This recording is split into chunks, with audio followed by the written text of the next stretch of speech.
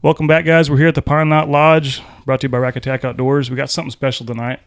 It ain't quite what we've been doing, but we've talked about we're not going to follow the beaten path. We're going to beat our own path. And tonight we have a very special guest alongside with me and Swilly, Caleb Watson, right? Said it right? Yep. Yeah, and I'm going to let him introduce himself because we holding the candle doesn't even light up to him. So go ahead and take it. Man, first of all, thank you for having me. I really appreciate it. Super humbling, man. It's cool to meet good people, like-minded people. My name's Caleb Watson. I'm a veteran. I've had cancer a few times, and now all I do online is help people with their fitness and nutrition, and quit my job as a lineman. So now that's how I'm running it, man. Cool. How long were you a lineman?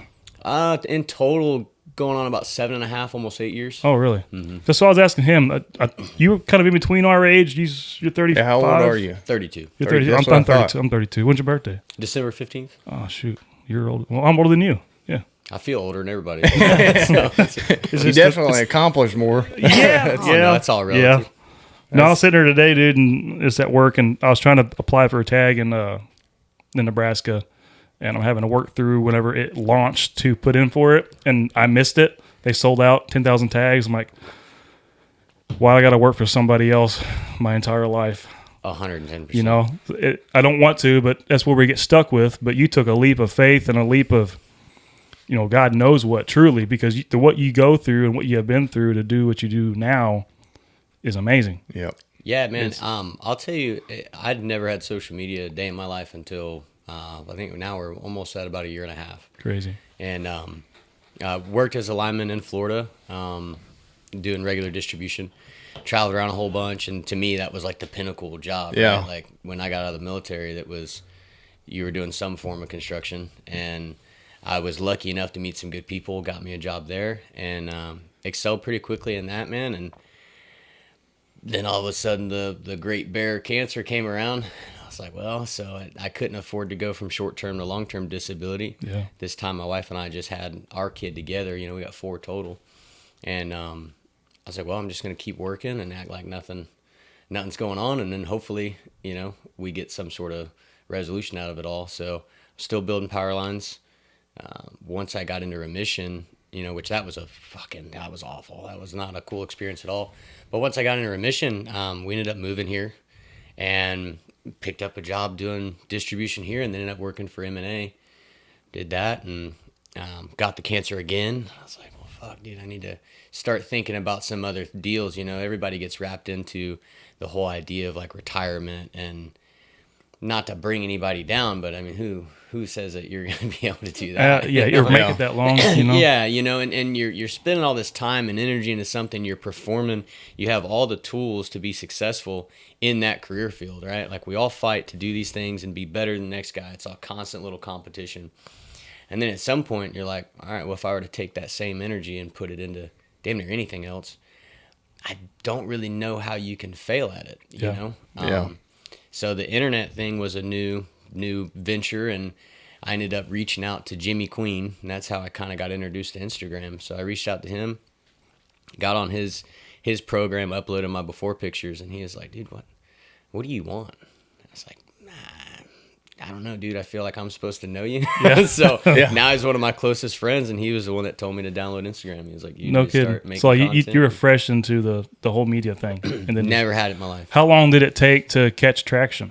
Or did you realize it? I mean, was that your plan, or you're just like, I have a passion and this is where I want to put my effort? I felt like I had been coaching people. I mean, even in the gym with you, I've always just helped everybody. And even prior to this, I've always written programs and nutrition, and that's always been a passion of mine. But I never, I guess, put together that you could do it on I always wanted to be a personal trainer. Yeah. You know what I mean? Yeah. And then, but when you realize how limited you are with the time in the day, and now you're meeting these people, walking them around, and you really can't make a substantial living. Not like compared to being a lineman, you just can't do that. Yeah. So it was pretty quick for me to nix that whole deal and choose the line work. But when this opened up, it was definitely a leap of faith, because I think I had a couple thousand followers at the time, and some of my videos are doing pretty good, just me talking about what I'm thinking and feeling, and but I had yet to even say that I was a coach. Like I wasn't even offering up. I didn't even have a product offer. Yeah. You know?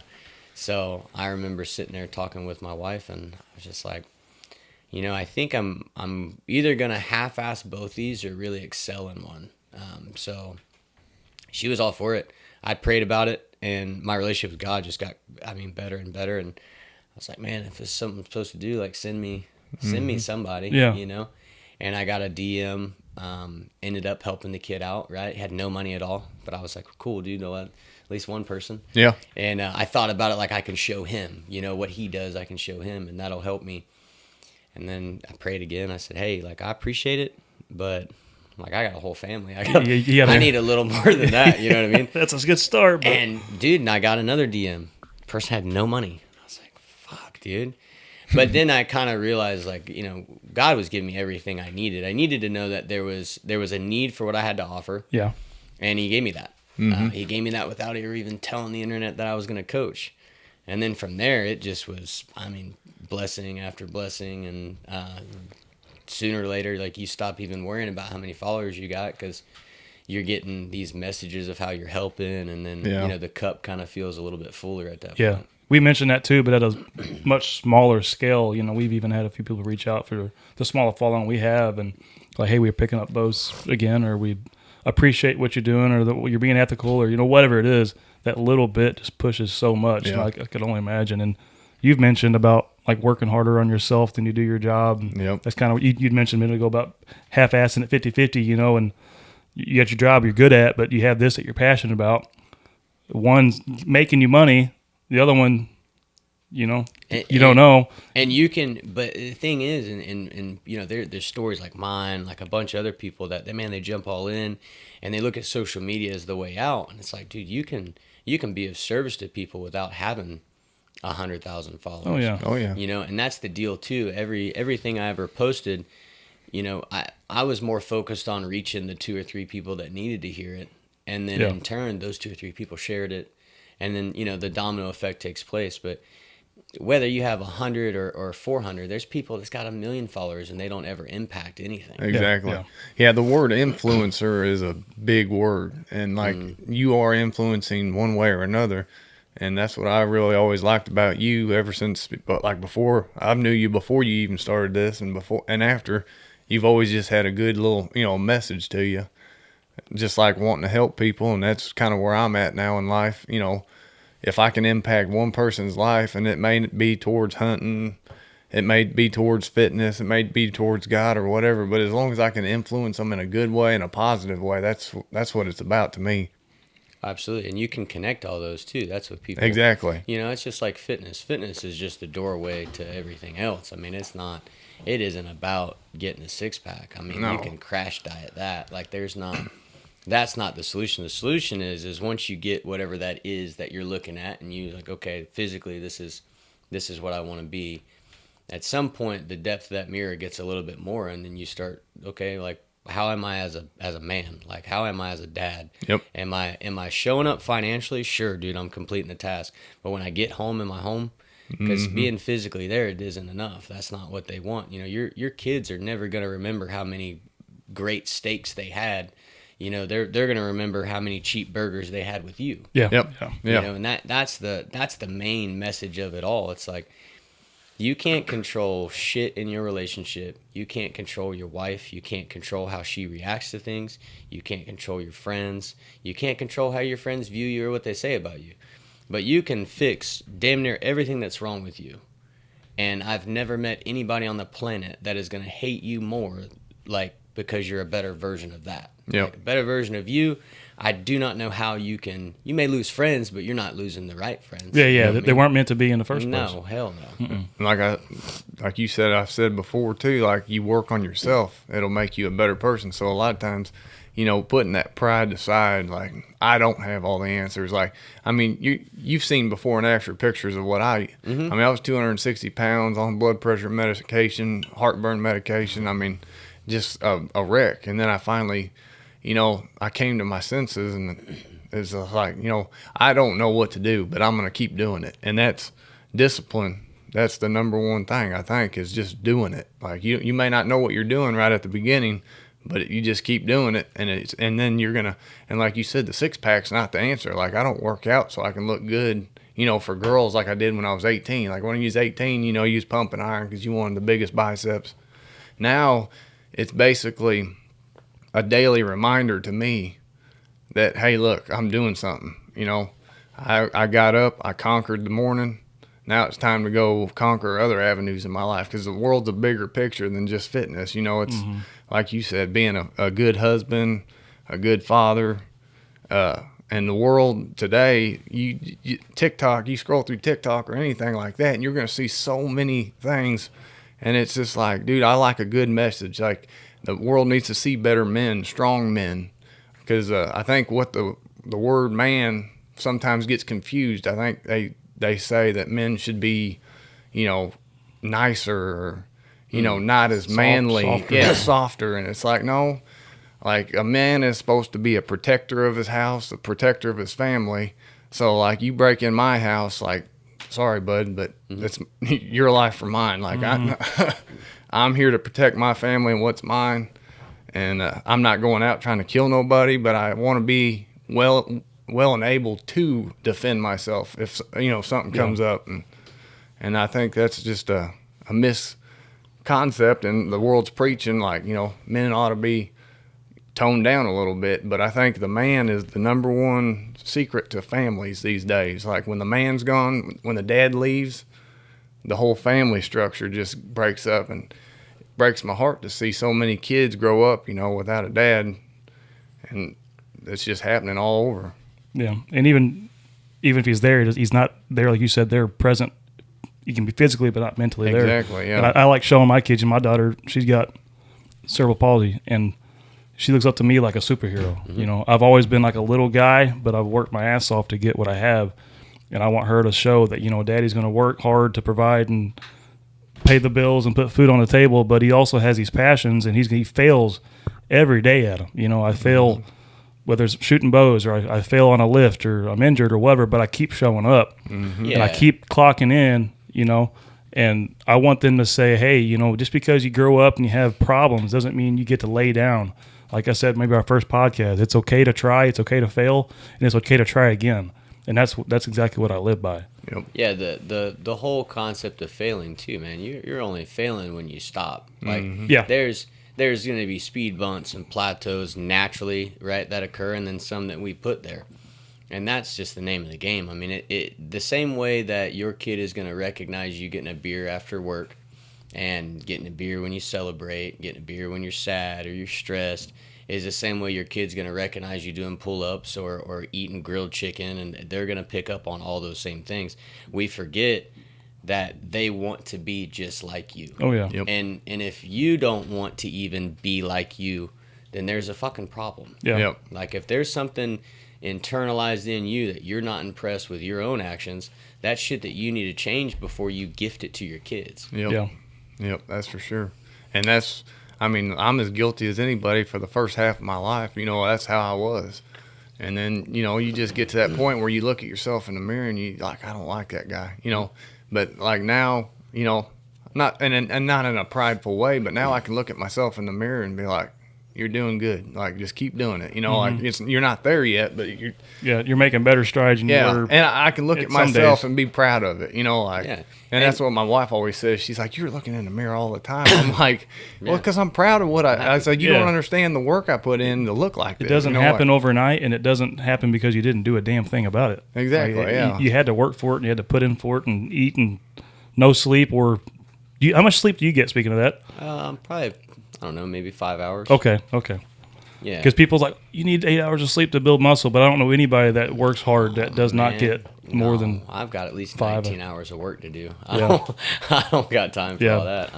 I slept maybe 2 or 3 hours last night. I'll get maybe 4 tonight. Like, it's just that's how it works. And that's okay too. And people need to understand, like, everything that you see online about fitness, about anything else, that is for a basic standard man or woman or whatever, right? That is just your baseline.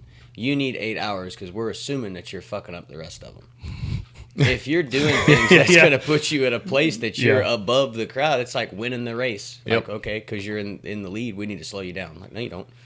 No, if I wake up and have the energy to do what I need to do in 5 hours worth of rest and it takes you 10, then I'm that much further ahead in the race.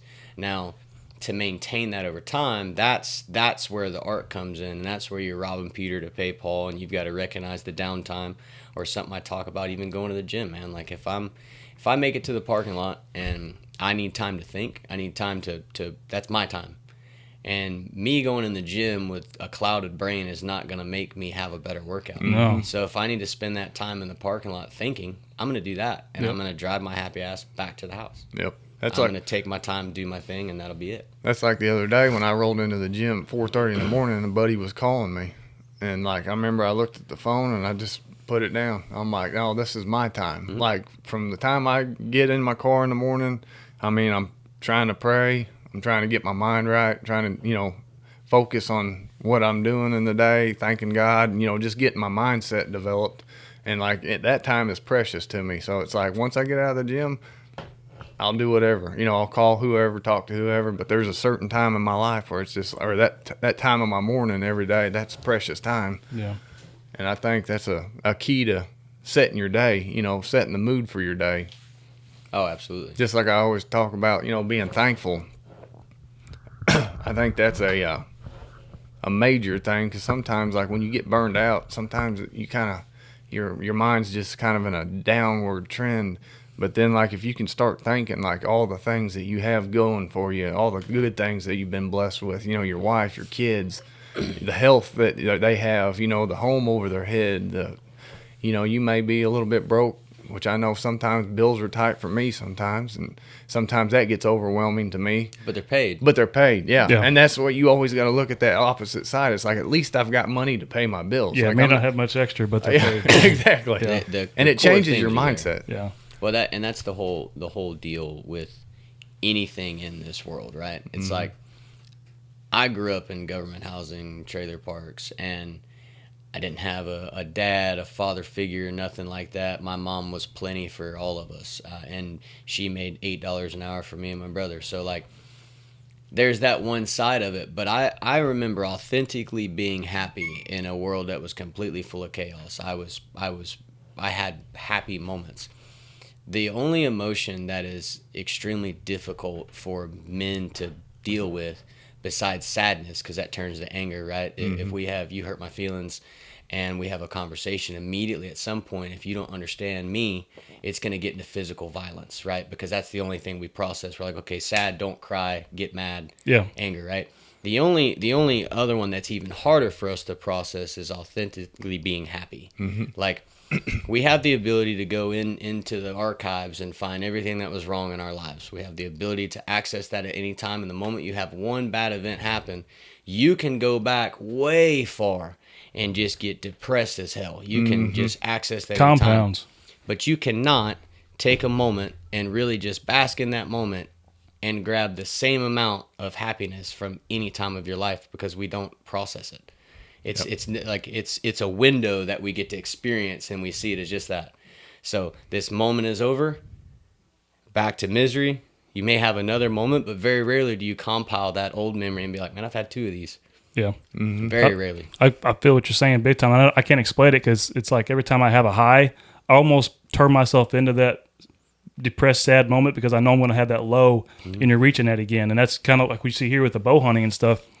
Whenever you ever play baseball or sports or whatever? A bunch of sports. Okay, so like you hit a home run, it feels like you're swinging through a cloud, and it's just that moment is euphoric. The same way whenever you put an arrow through a deer, there's no other feeling like it, and that's the one thing that I can mimic over and over again with success. But that doesn't come easy, or maybe not at all. I mean, you're not guaranteed a deer, just like you're not guaranteed anything in life. You have to work for it. Put in the time. You got to think about it. You can strike luck every once in a while, but you're not going to be consecutive with it. But that there is what gets me fired back up in that euphoric moment. And then at the same time, in a small note, is the gym and the fitness and kind of putting my mindset back on track, because I'm a deep thinker, man. It gets in my head. And like you said, you're reaching back for every negative thing there is, and that's what you're holding on to. You're just being drugged by the chain. And you can go into the gym, and I usually do. I'll think before I go in. I kind of get my mindset right. I get my pre-workout in.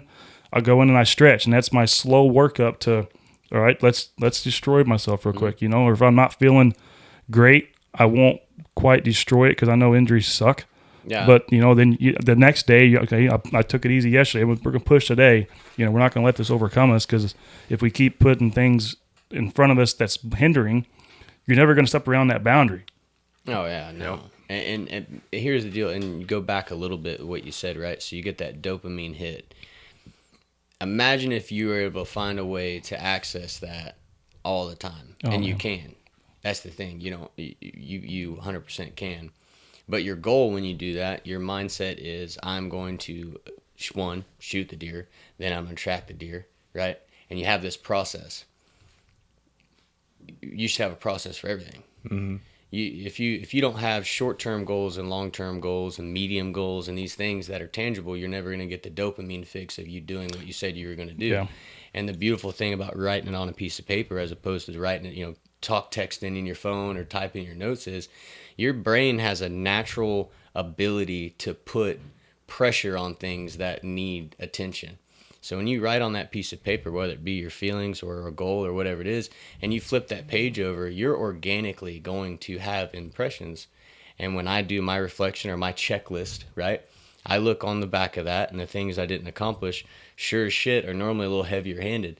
Those are the things that's going to be my focal point the next day. I'm constantly stacking wins because I'm creating a pattern that allows me to do so. Mm-hmm. I'm not gonna focus that I didn't hit my meals, right? That's a small part of it. Yeah. So we have a hard time accepting that we're doing good. And when we're doing good, we don't document the process, but we document all the bad shit. Oh yeah. So creating that pattern is going to put you in a position to where you recognize it, and then that's going to help grow the new pattern of wherever you're going. Yeah, that makes sense. Yeah, I agree. Yeah, So he's got a way of explaining. Yeah. That's what I've always liked about him is like you can kind of concept, or I know what he's talking about, but I don't know how to put it into words. Yeah, like me talking about, sometimes we'll get to a point and like we didn't quite finish what we were trying to portray. Yeah, but that does make sense. Thoughts. Yeah, that's a fancy way of putting it. That's definitely good. And I heard the same similar thing today. I was listening to like a fitness hunting podcast, and like what you're saying, it's just that you develop that mindset of what I consider like a winner, an achiever, mm-hmm. And that's what they are too. And they were talking about the exact thing you were saying, small goals, and people were doing New Year's resolutions mm-hmm. and putting this big picture.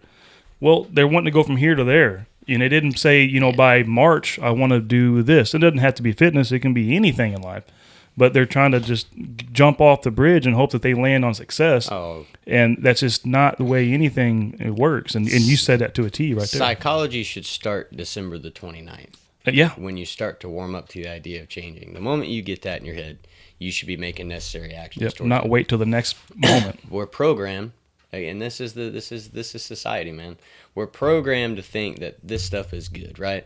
And all these people are doing this, so that means that it's good because they're happy, smiling, laughing. Mm-hmm. The moment you decide to do something that's off kilter from everybody else, then all the laughs and the smiles turn towards you, right? Yep. And then it's a joke, and that's not going to work. That's stupid. Mm-hmm. No, you're going to have the same idea I have. You're going to want the things that I have. I'm just starting. I'm not waiting for society to tell me the perfect day to start New Year's resolution. I don't know. The only thing that I can think of is blocking time. So you got 24 hours in a day. That's a block of time that you can have a certain amount of success. Then you have a week, and say you fail the next day, and you pick it up the third day. If all of your goals are accomplished in the 7 days, does it matter that you failed a little bit on Tuesday, or does it matter that all the shit that you put on your list got checked off by the end of the week? Right. Block is just a control tactic, man. That just gives you a left and right window to where, okay, I can get these things done. I've allowed myself to have this much time.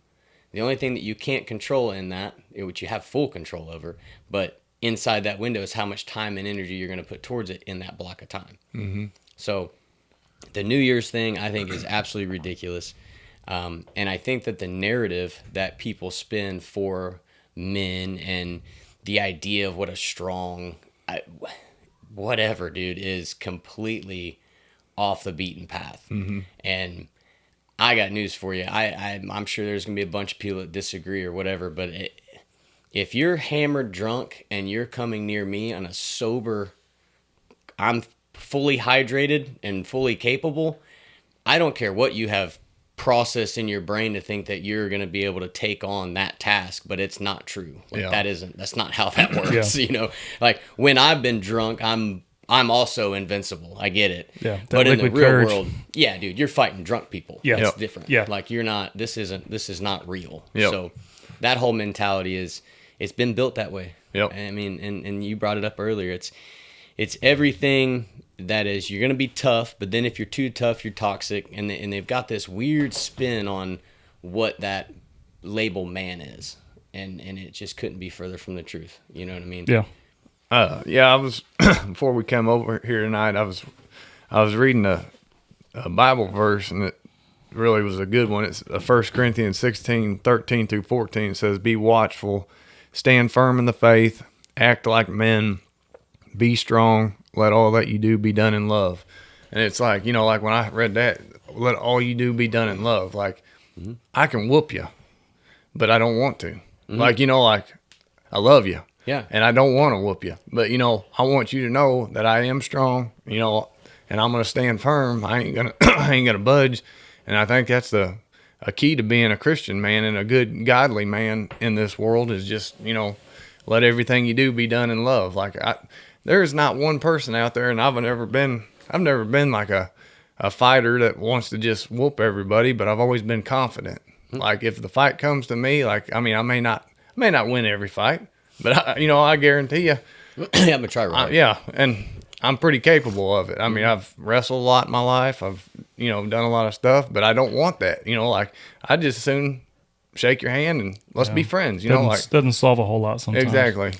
Man, dude, on the contrary to that, also biblically, God was a pretty violent Oh, thing. yeah. Yeah. So I believe a problem with society too is that enough people don't deal with the consequences of their actions. Yep. Now, I'm never going to look for anything, but if it's going to find me, I'm not going to walk away from it. Yep. And also being the bigger man is a layered conversation. The bigger man to me is that I don't want you within my reach.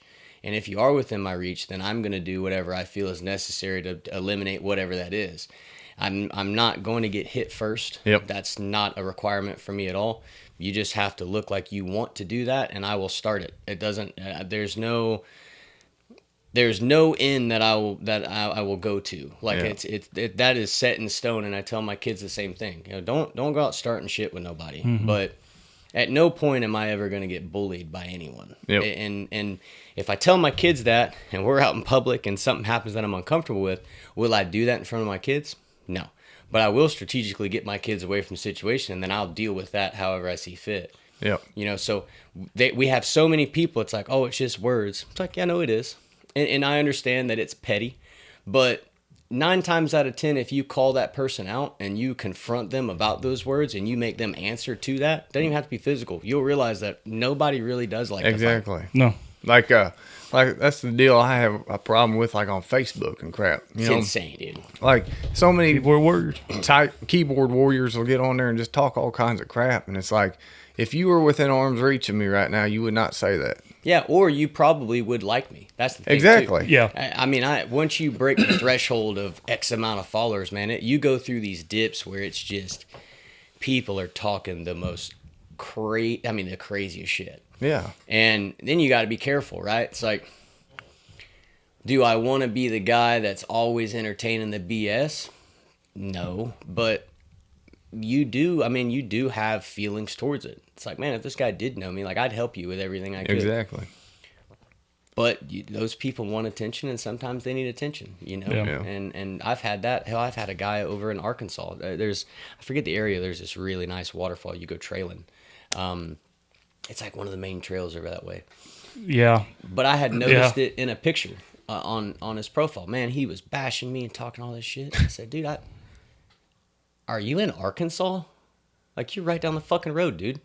There's no reason for us to talk on the internet at all anymore. He's talking about my family, my wife, my kids. It's like, I'm free on Wednesday. Like, what do you got going on? And then all of a sudden, the whole narrative changed. Yeah. He's like, would you do that? Yeah, dude, I'm not mature enough to, Yeah. to let that go. Like, I don't know what you thought because there's a following. Dude, I'll go back to building power lines tomorrow. Yeah. That isn't what it's about, you know? Yep. And if more people were to actually stand on that and say, okay, man, these are the left and right limits, and it'd just be really cool if you avoided them. Well, this is my opinion too. I don't know, there ain't no book to stand on, but all the school shootings and stuff that's going on now, like I think a lot of that stems from society making fighting bad. Like back in my dad's generation, like they talk about, getting in fist fights All the and time. the cops just go home, boys, like break it up.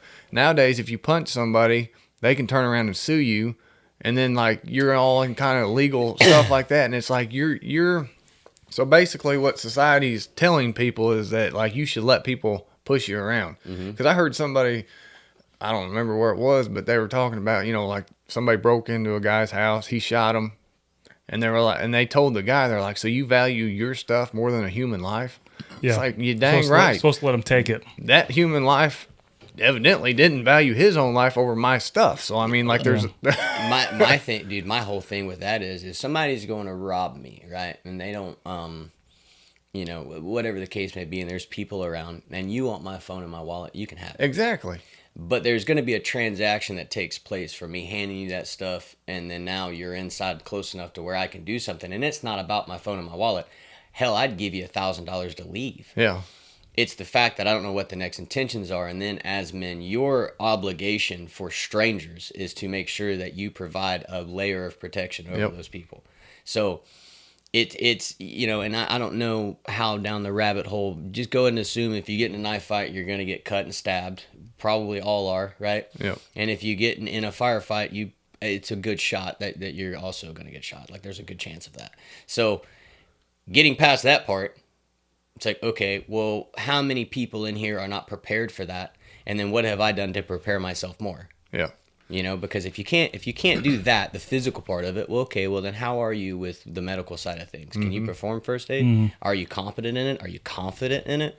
Because if you can't do that, then you're also failing. So there's a job for all of us, and it's not a matter of if it happens. It's if you're there when it happens. It's happening all the time. It's if you're there when that thing happens. Yep. And how prepared are you to deal with it? Yep. Yeah, and I mean, I guess on the the school shootings and stuff like that, like I think if they taught our kids like punching a bully in the mouth is all right, like I mean, like you don't want Sometimes it needs to go back. We to don't it. want to like just let you sit there and beat the crap out of him, but I mean, let the bully know that you ain't gonna take his crap. That's but you got people that are built in fear, and the most dangerous thing in the world is someone that's afraid. yeah, Back them in a corner. So now you've got an entire I wouldn't say an entire population. I'd like to think my kids are out of it, but you've got a whole group of people now that are in fear because one, there isn't a man that's establishing any sort of a pecking order, and now they're put in this position to where, okay, say they punch the bully and the bully is just whooping that ass. Well, now it's like, okay, well, I know that dad's got a gun. I know that now I'm going to school with a knife, right? Fear is going to do a lot, but if you were to just instill more confidence and capabilities, there would be a limited amount of that fear, right? And that goes back also to you saying that you lead with love. The only thing that combats fear is unconditional love, but there's a lot of ways to love somebody. There's a lot of ways to love your kid, dude. There's a lot of ways that you can get that done.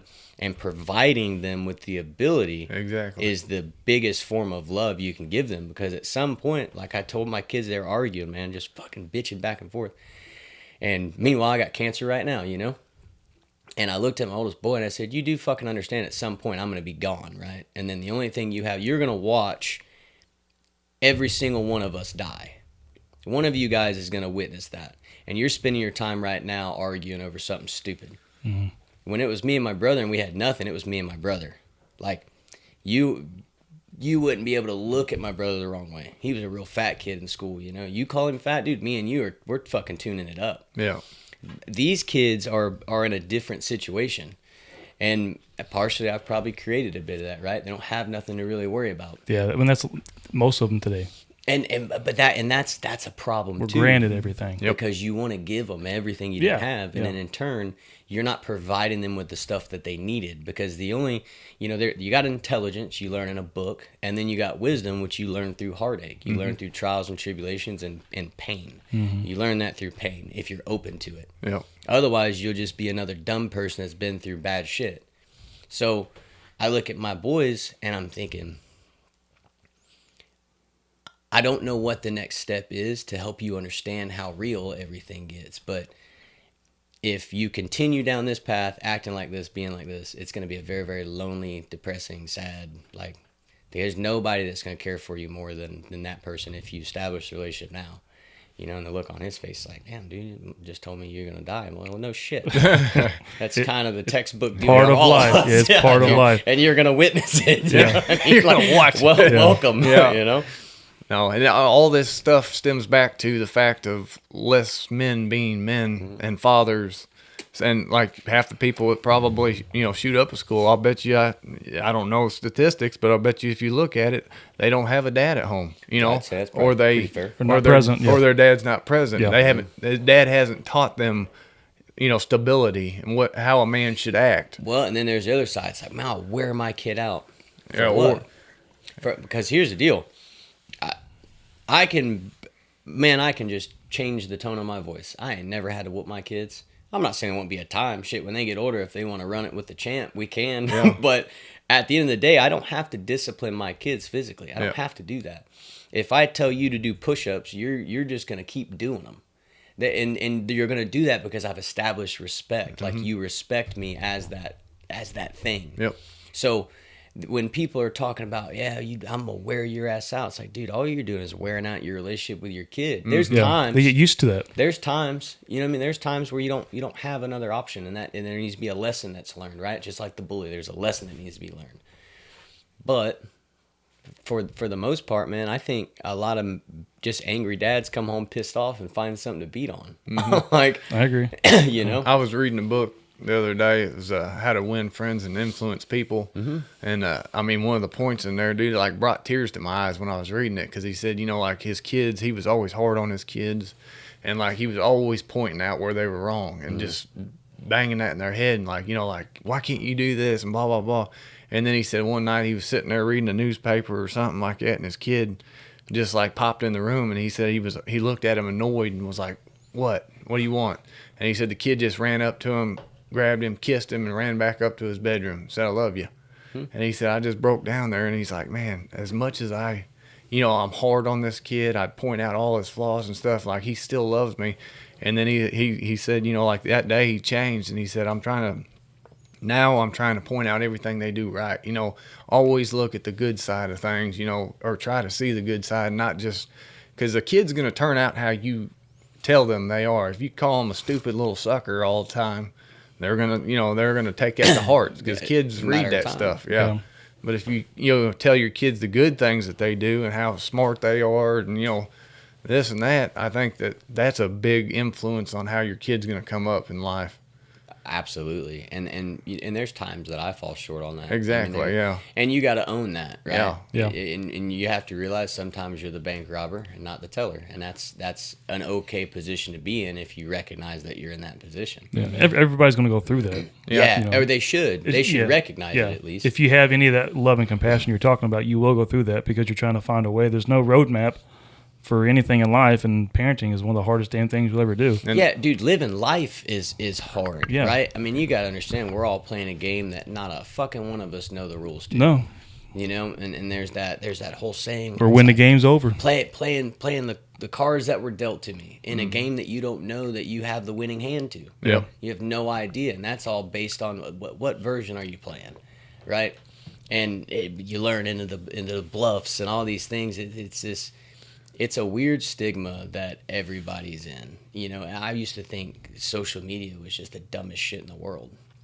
And I used to joke with my kids, I'm like, you just wait. I said, if I ever download TikTok or Instagram, I'm going to be Instagram famous. And they'd laugh at me or whatever. Who's got to laugh now? It was a joke, right? Yeah. And then now, dude, my kids come in and was like, look, I've seen you broke whatever. And Yeah. now they're talking about wanting to do that. My kids, every time they have their tablet, they're doing podcasting or videos or want to come down here. Dude. It's cool because this is one reason I'm doing this. I may never get good at this, but like we talked about earlier, if they can see me and said, hey, he's coming out of his comfort zone, doing something that's different, where he's getting mocked at on the daily, 100%. maybe they'll learn a little bit of what I'm doing wrong and what a little bit I've done right and pick up on it and just not even be successfully famous, but just be successful in their own mind and having just a better mindset. This is a more disciplined mindset, just striving to do something greater than what the mass majority would tell you that you aren't allowed to do. And what if it works, dude? That's what if it could? You know, I look at my kids and I'm like, yeah, man, I have an entire career based on it now. Yeah. Like, what if it does work? Yeah. So now instead of me being like, that's not realistic, like, what do you want to do? Because I used to say that when I was a lineman. I'd be like, well, what do you want to do? Mm-hmm. He's like, well, I want to be an influencer or whatever. I'm like, cool, dude. You need to start editing shit. Exactly. Start thinking about what your message is. Yeah. Well, and you know, like the fitness journey in my life has really opened my mind to that because, like, I mean, when you go from, you know, fat, overweight, all out, and you're disciplined enough to do that, like all of a sudden, like, well, I did that. Like, what else is possible? Everything. Like, all I got to do is do it, you know? And it's like, because, like, when you see before and after pictures, you're like, holy cow, I did that. Like, and it was a snowball effect. Yeah, and it's like, what else can I do now? You know, like, and I think that's where our drive comes in. Yeah. I mean, it all formulates from fitness. And then, like I said, like, hunting has been a big change in my life. You know, it brought me to a special place, seen special people. Yeah. But, yeah, just that constant, you know, grinding of yourself. Heck, yeah. Arden Allison, one of our good buddies. Have you ever checked out his page? That I think I sent you a link to it. What is the name? Something men. Yeah. now I'm having a hard time. Undefeated Men. Undefeated Men. And he's kind of a similar story to you with cancer background and coming out on top and just being just an absolute just good guy, powerhouse. Kind of, I don't really think he's like more of a quieter guy, but his message is loudly spoken through what he does. But he said it's one of the very similar, the most influential things that stuck out in my head, and it was be a producer, not a consumer. And like that's really big on me because like I get tired of everybody just scrolling through. Like socialization in this world is gone now. Yeah, because you go to a break table at any work, and I mean they're flooding their mind with just stupid videos of people doing. That's the point, though. Right? But that opens a window because you're like, if they're watching them, why wouldn't they watch me? You know, like, there's 8 billion people in the world or some shit like that. To think that 50,000 of them wouldn't fuck with you is strange. You know what I mean? You just have to put yourself in front of those people and do it enough to where they want to follow what you're talking about. Exactly, yeah. But everybody has that same opportunity. I'm not saying everybody's going to be successful online, but also, if you post every day, you're already like 260% more likely than someone that posts 6 times a week. That's crazy. But that's how it works. Discipline. And think about it as a business, right? So that Instagram or whatever it is, they want to keep you on there. So if you can say you're using that platform every single day, you're editing with whatever they have for editing, or at least ending your edit there, right? You're using what they have to offer, so you're contributing. That is going to help you, right? They're going to help boost your stuff more because you are an avid user. You're helping people stay there.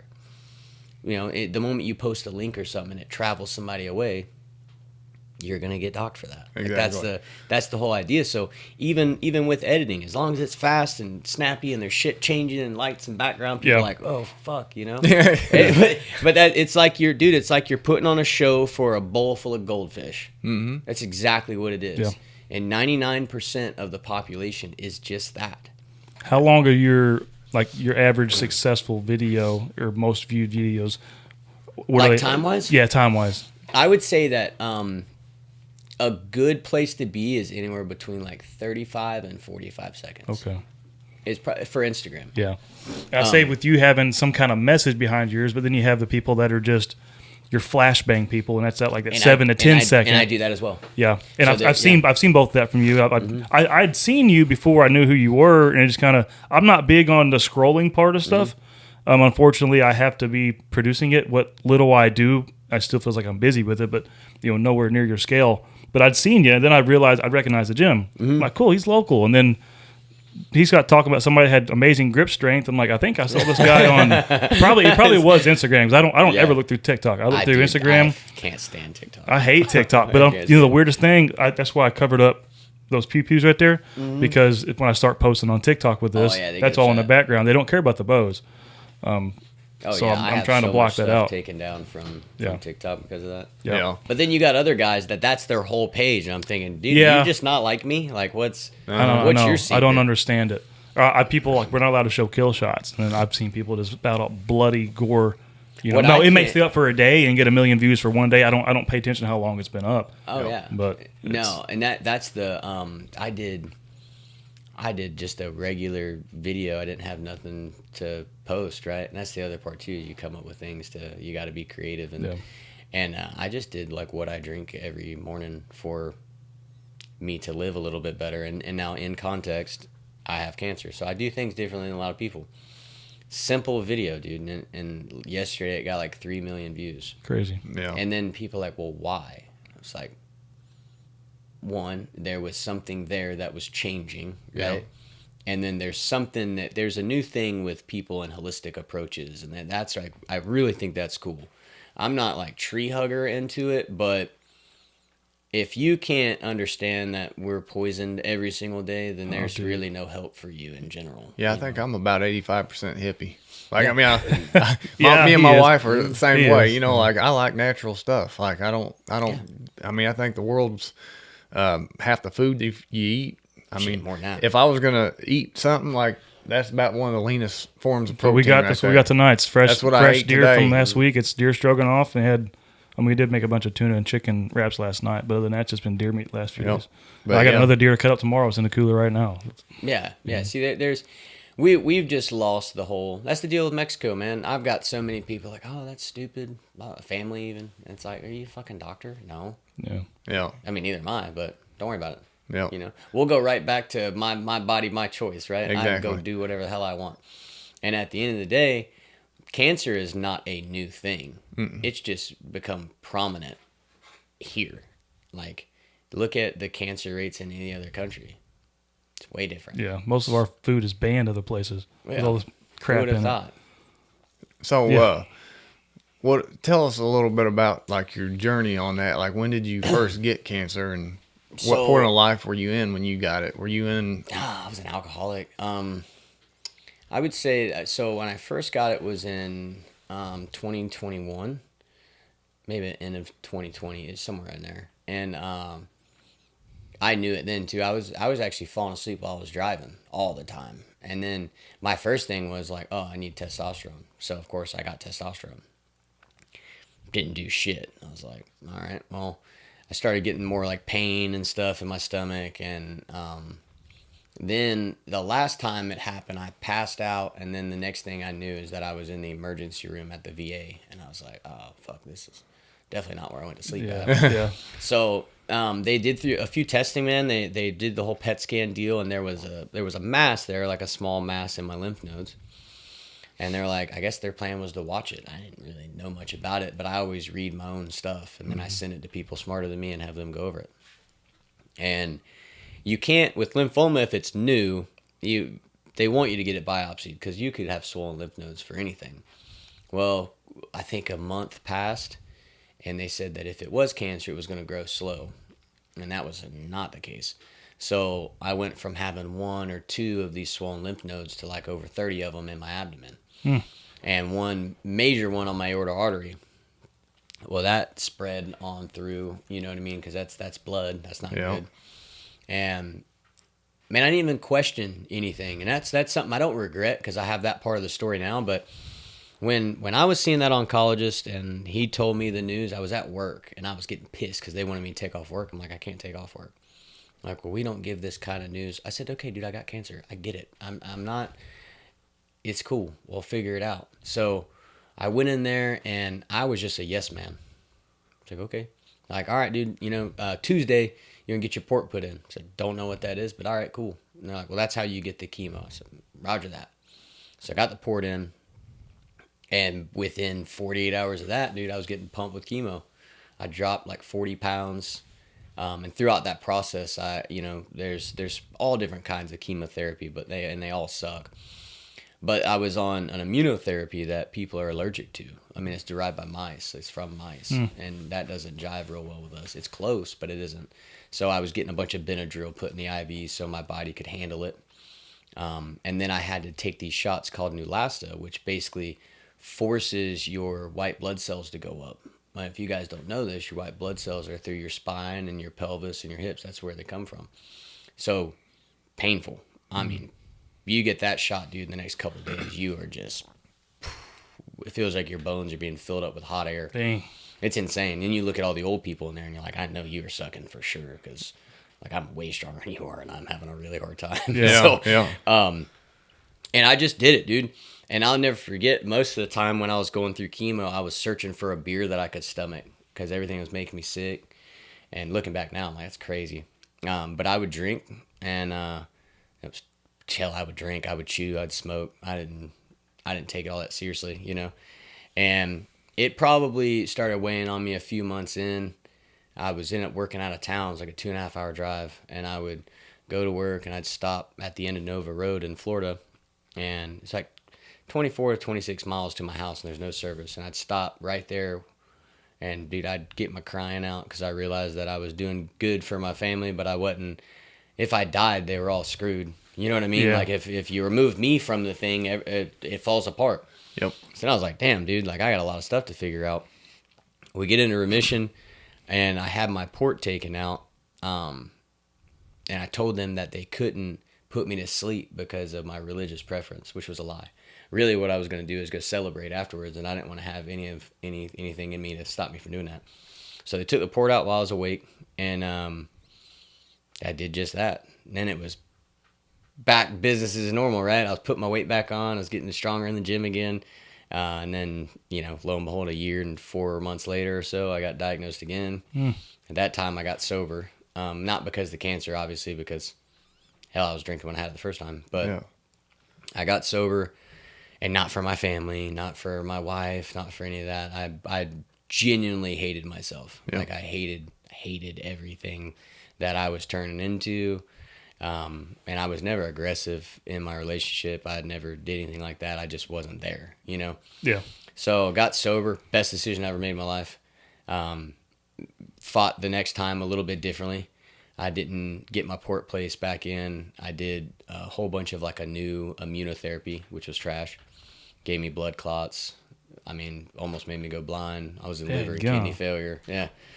Yeah, and that was better for me. It's like, you guys are Yeah. fucking psychotic. Yes. Now Mexico sounds pretty good. Dude, so now fast forward, I get diagnosed again. I walk in there with my chest out, right? I'm like, nah, you ain't getting me again.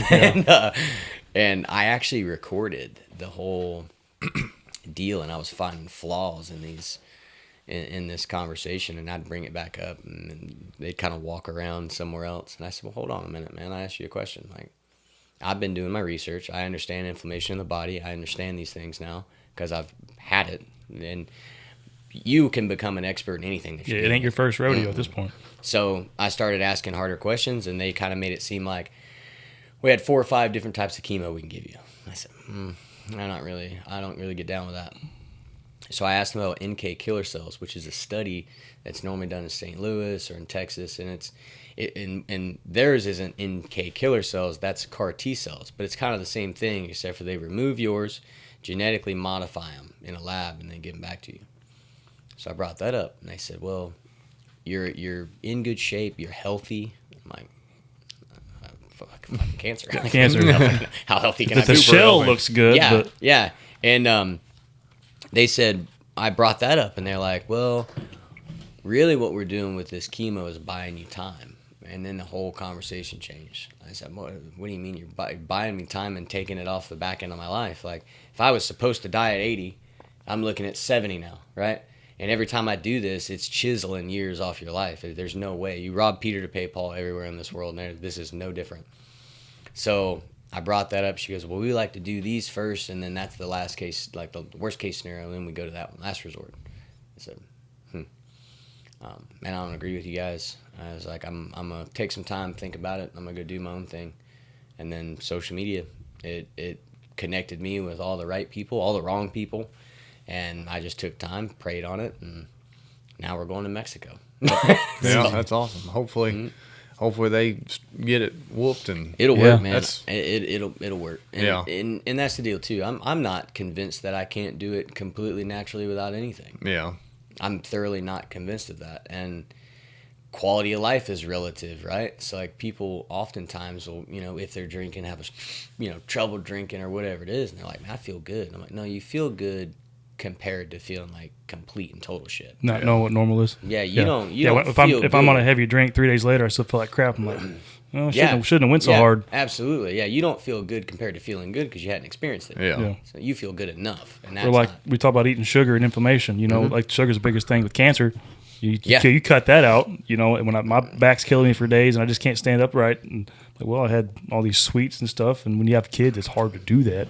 But Man, that's that discipline and mindset. processed sugars, dude. God, and hell, since even It's a bigger drug than heroin is. 100%. Yep. Yeah, I mean that's even that's a rabbit hole there. Yeah, It's Yeah. like, I was sitting Yeah. there the other day thinking about a lot of people that don't want to change their diet. Like they'll look on a heroin addict and judge the him, hell out of them. and it's like you're no different than a heroin addict Yeah. because you're looking when you eat that sugar, that dopamine spikes. It makes you feel good.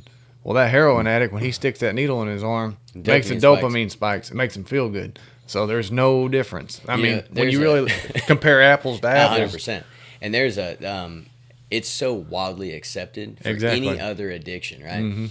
And I was actually talking with somebody the other day, man, super humbled. I don't know if you guys listen to his music, Benjamin Todd. If you haven't, No. you got to listen to him. He has a song called "Using Again" that has been a staple in my life. I don't even know when he wrote it, but it helped me through a lot of dark times. And now, like, I'm on the phone with this guy who's extremely intelligent. I mean, like, very rarely do you speak with people like this. Yeah. And one, you're really not getting the opportunity to. The fact that this guy is wildly successful in what he does. And we were talking about addiction, and he said, what I hate most and what people ask, it's like, well, why are you addicted? And he's like, the question you should be asking is, why are you not? And I'm like, because you are, right? One vice or another. Yeah. But that's the real question you get down to when you look at addiction, you look at these vices. Why are you not? Is there something wrong with me, or is there something wrong with you? Because that coin is, that's both sides are right. Right? I mean, everybody has their thing that they refuse to get rid of. And some people have a hard time living in what they are. So what do? Find a way out. You find something that's going to get you far away from that, even if it's for a little bit. Yep. And I was listening to a video on the way over here tonight. I don't know, I can't remember what his name is, but he's an older guy, beard cowboy guy, and he's kind of like a motivational speaker I know kind what of. you're talking about. But he was talking about, like in the Bible, it says mortify your flesh. And he said it's not telling you to just literally kill yourself, but he said if you want to be used by God, then, a lot of times you get in this mindset, well, like, I don't really want to. Like, I don't want to do that. And it's like, well, you got to, like, kill your desires because the fleshly desire is going to kill anything that God has for you. Oh, yeah. Like lust. I mean, if you want to serve God, but you can't stop looking at porn at night and, whacking your noodle, and Yeah. that's going to hinder you. There's some things. And I'm talking out of personal experience from my life. Like I've struggled with all this stuff. Oh, yeah, absolutely. And, like that's something I've really been working on here lately is just like, having God search deep within me and be like, look, what do I need to clean up? Because like, I want to be the best man that my wife, my daughter can see as an example. And, it's an everyday struggle. I mean, like I'm telling you, the Bible says pray without ceasing, and like lust, that's a big one for me. Like, and I think every man will agree that, girls are pretty, Yeah. and we like them. Yeah, it's an animal And instinct in like, us. like as soon as I pray and I'm like, clean my mind, like, don't let me think this, and this and that, bam, yoga pants squatting down in front of me. And it's just like, then all of a sudden you'll feel that thing and you got to pray at that moment. Like, God, clean it. Like, I mean, I'm sorry, dude. Like, Yeah, I mean, And also it's- got to know any of those downfalls, dude. You look at every like notable person that was ever used in the Bible. like David. David, Paul, Peter, Solomon, they were all fuck ups, every single one of them. Yep. I mean, we heavily focus on David versus Goliath, but not David sending his Having- best soldier off by himself so he could have sex with his wife. Yeah. You know, and then later was punished by watching his wife get fucked on a rooftop. Like, nobody talks about that stuff. Yeah. Yep. That's the part of religion that I'm connected to. I'm like, I understand all the miracles and I'm great and I believe in them, but I cannot comprehend it enough to make connecting points in my life. What I can comprehend is that no matter what I've done, God's been at the same spot where I left him, and he can still use me. Yeah. Because all these people did these terrible things after knowing Jesus, after knowing God, seeing miracles. Could you imagine that? Yeah. Like knowing that it's 100% real. You were there for it and still just being like, nope. Yep. That's for sure. That also makes you understand now that we're going to fail. We're Yeah. going to come up short. We're going to sin. We're going to do all these terrible things. And it's not, sometimes you hear his voice and you're talking to him, you feel his presence, but we didn't actually see him or touch him like they did. And they still turned their head against him because the other popular opinion was he was the one coming to destroy us all, not to save us all. Yep. Oh, And boy. now we're battling that every single day. And like you again earlier in the conversation, reaching back to all the negative things just brings out just bad demons in you. Well, if they can do that to Jesus Christ, your friends can do that to you. Oh, right? yeah. And that's the other thing, too, that you'll realize. The moment you start to get a little bit better and you're doing better for yourself, you'll realize that a lot of those friends wanted you to do better, just not better than they are. Yeah. Exactly. And that's where, man, being clear, working on yourself, and being unapologetic about it, right? You're going to have to write some people off. Yep. You're going to have to just absolutely get rid of those people. And that's tough because I love people. I love being around people, but dadgum, you get backstabbed so many times And at this point, or like, mocked and just dude, I quit a fucking job. Bro, I'm cracking jokes and all that stuff. They would never say it to me, right? But it was all the time. And then now it's working. Yeah. yeah. And then you got the jealousy side. Was like, well, I mean, I could do that. It's like, could you? What do you have to say? Yep. I don't think you've looked in the mirror long enough to have anything to say that anybody can resonate with. Yep. And that goes in the deep thought. And when I prayed, I don't pray for anything to get fixed, ever. I never once have prayed for anything to get fixed. I merely ask for the opportunity to be wise. Exactly. it. That's Wisdom that's what that I is pray strange. for every Yeah. day. 'Cause, Yeah. that's what I was hearing today. Like, 'Cause what is fixed? There is no definition of that in life. Oh, and I don't want it gone. I don't want all the bad stuff to be gone. I don't want that because that's the only thing that separates me from everybody else. I don't want it to be gone. even when Jesus prayed before he was getting crucified, he said, let this cup pass from me, but not my will, but yours be done. So it's like, I don't know the big picture. I don't know what's going to happen in the future, but I mean, he does. And it's like, use me. And that's the prayer that I have every day. It's like, I don't know what's going to happen, but And the moment you get closer to that, the worst shit that's going to happen. oh, in your I life. guarantee the That's devil's going to stick a stick in your spoke. Could you imagine if he just left you alone? It's like, dude, I fucking like this guy. You know what I Yeah. mean? Like, I don't want to be on that end too. Well, I'd rather you try to sabotage what I got Exactly. going on Yeah. Well, and than that's be what- on my Yeah, side. sometimes you're thankful for the things that throw your life in a shitstorm. Yes, yeah. And that's the thing is like the devil, I think, doesn't bust in your door wearing a red suit and a pitchfork with No. an angry face because No. at that point you'd be ready to fight him. Like you'd hate him. No, dude. It's going to come in forms of stuff that you Of like. complacency, Yeah. comfort. That tempt you, the pride of Yeah. life, like everything that the devil can throw at you. And The it's devil's gonna a make warm blanket on a cold night, dude. It's just like the algorithm in social media. Like how many videos are floating out there that try to persuade politics? yeah. Oh my And it's just God, like, yeah. that's what the devil's doing. He's throwing this little thing Yeah. in front of you, throwing this, and it's like, Well, and also understand that 99.9% of that's complete bullshit.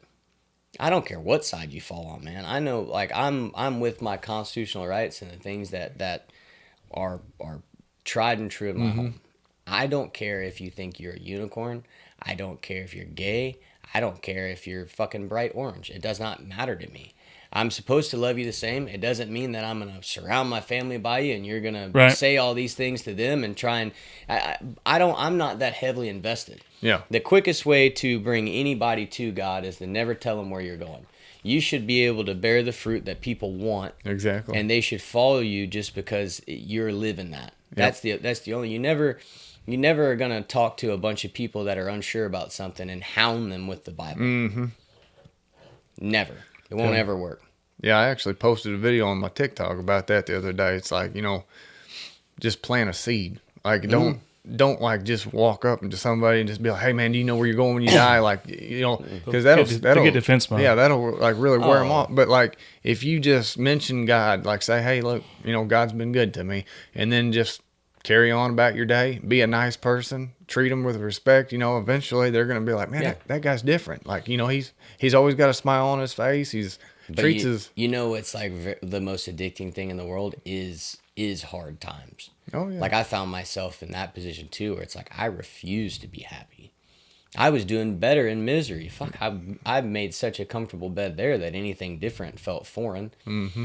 And that right there, it's like, I pride myself on the fact of my mentality. I can be the most miserable person in this room, and it is not going to break me whatsoever. But you also get to the point where you're so prepared for that you don't recognize the happiness. You don't recognize the good things. And the same when I get on consultation calls with people, and we like, what's your Zoom calls about? Dude, I bring up all kinds of trials and tribulations that I've dealt with. I bring up God. If that's not your thing, that's totally cool, dude. It's not mandatory, but if you're going to be on the Zoom call and I decide to talk about it, then you're either there to listen or you're going to have to get off. Yeah, exactly. Yeah. Because what works for me, I'm not a grade A Christian. I'm not this person that is, just Bible thumping away. I'm not that. What I can tell you is that when I needed to know something, I knew it. And anything that I've ever needed, not wanted, has been there. Mm-hmm. And that only started happening when I started recognizing the things that are happening, right? Mm-hmm. Like that's the only time. Even with cancer for the third time, everybody's like, when that diagnosis happened, I was being fed, Peter. Dude, that story came up in the church. It came up everywhere. And I look at it totally different. I don't know if you guys know about that part of it, but they're out there fishing, man, and not catching shit. Yeah. And there's a gentleman up on the shoreline, and he's like, hey, have you thrown your net on the other side? And these guys are in the boat. Like, what the fuck you talking about? Of course we have. We've been fishing all day. Haven't caught nothing. So they toss on the other side, and they catch so many fish in this net that they couldn't lift it up onto the boat. Yep. So Peter was like, holy shit, dude, that's Jesus. Like, I know that. At Yep. this point, he's already denied God the 3 times. So he dives in his robe, swims up on the shore, and he's just professing his love for him. He's like, Jesus, I knew it was you. Like, thank you so much. I love you so much. And the way that Jesus communicated was just like, Peter, do you love me? He's like, of course I love you. He's like, okay, go tend to my sheep. Mm-hmm. Right? Comes back. He's like, well, Peter, do you love me? He's like, Jesus, of course I love you. He gives him another task. And the third time is what sank in, because then Peter made the connection. He was like, I don't love you as much as I'm saying that I do. Like, Mm-hmm. I've been really dropping the ball.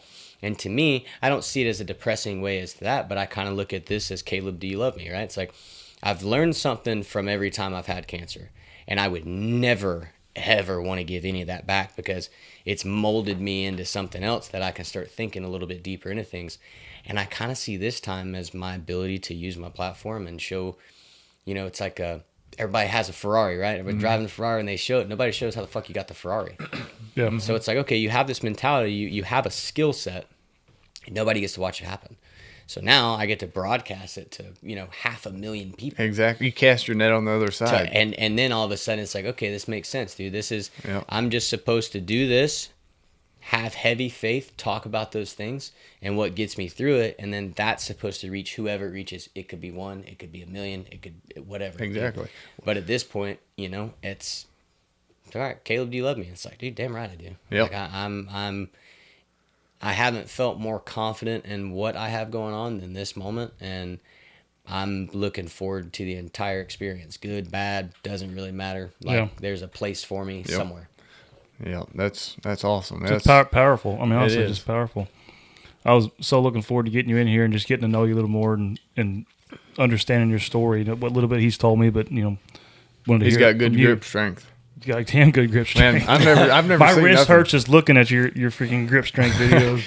like that. Picking up those 45-pound Yeah. plates like that. Like I tried it one day. I was up there at the top of the gym, and I was like, let's see. Nobody's watching. I've always had pretty decent grip strength Yeah. compared to a lot of my buddies. And I was like, let's see if I can do that. Boy, I got that sucker. No, So that I made it move. I think. Yeah. that whole thing started the first time that I got diagnosed with cancer. I bought a grip tester, and I wanted to see how weak I got.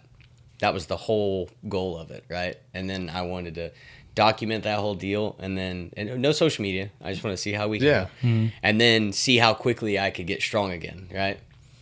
And then I was going on TikTok, and I seen people tearing cards. I was like, I can fucking tear cards.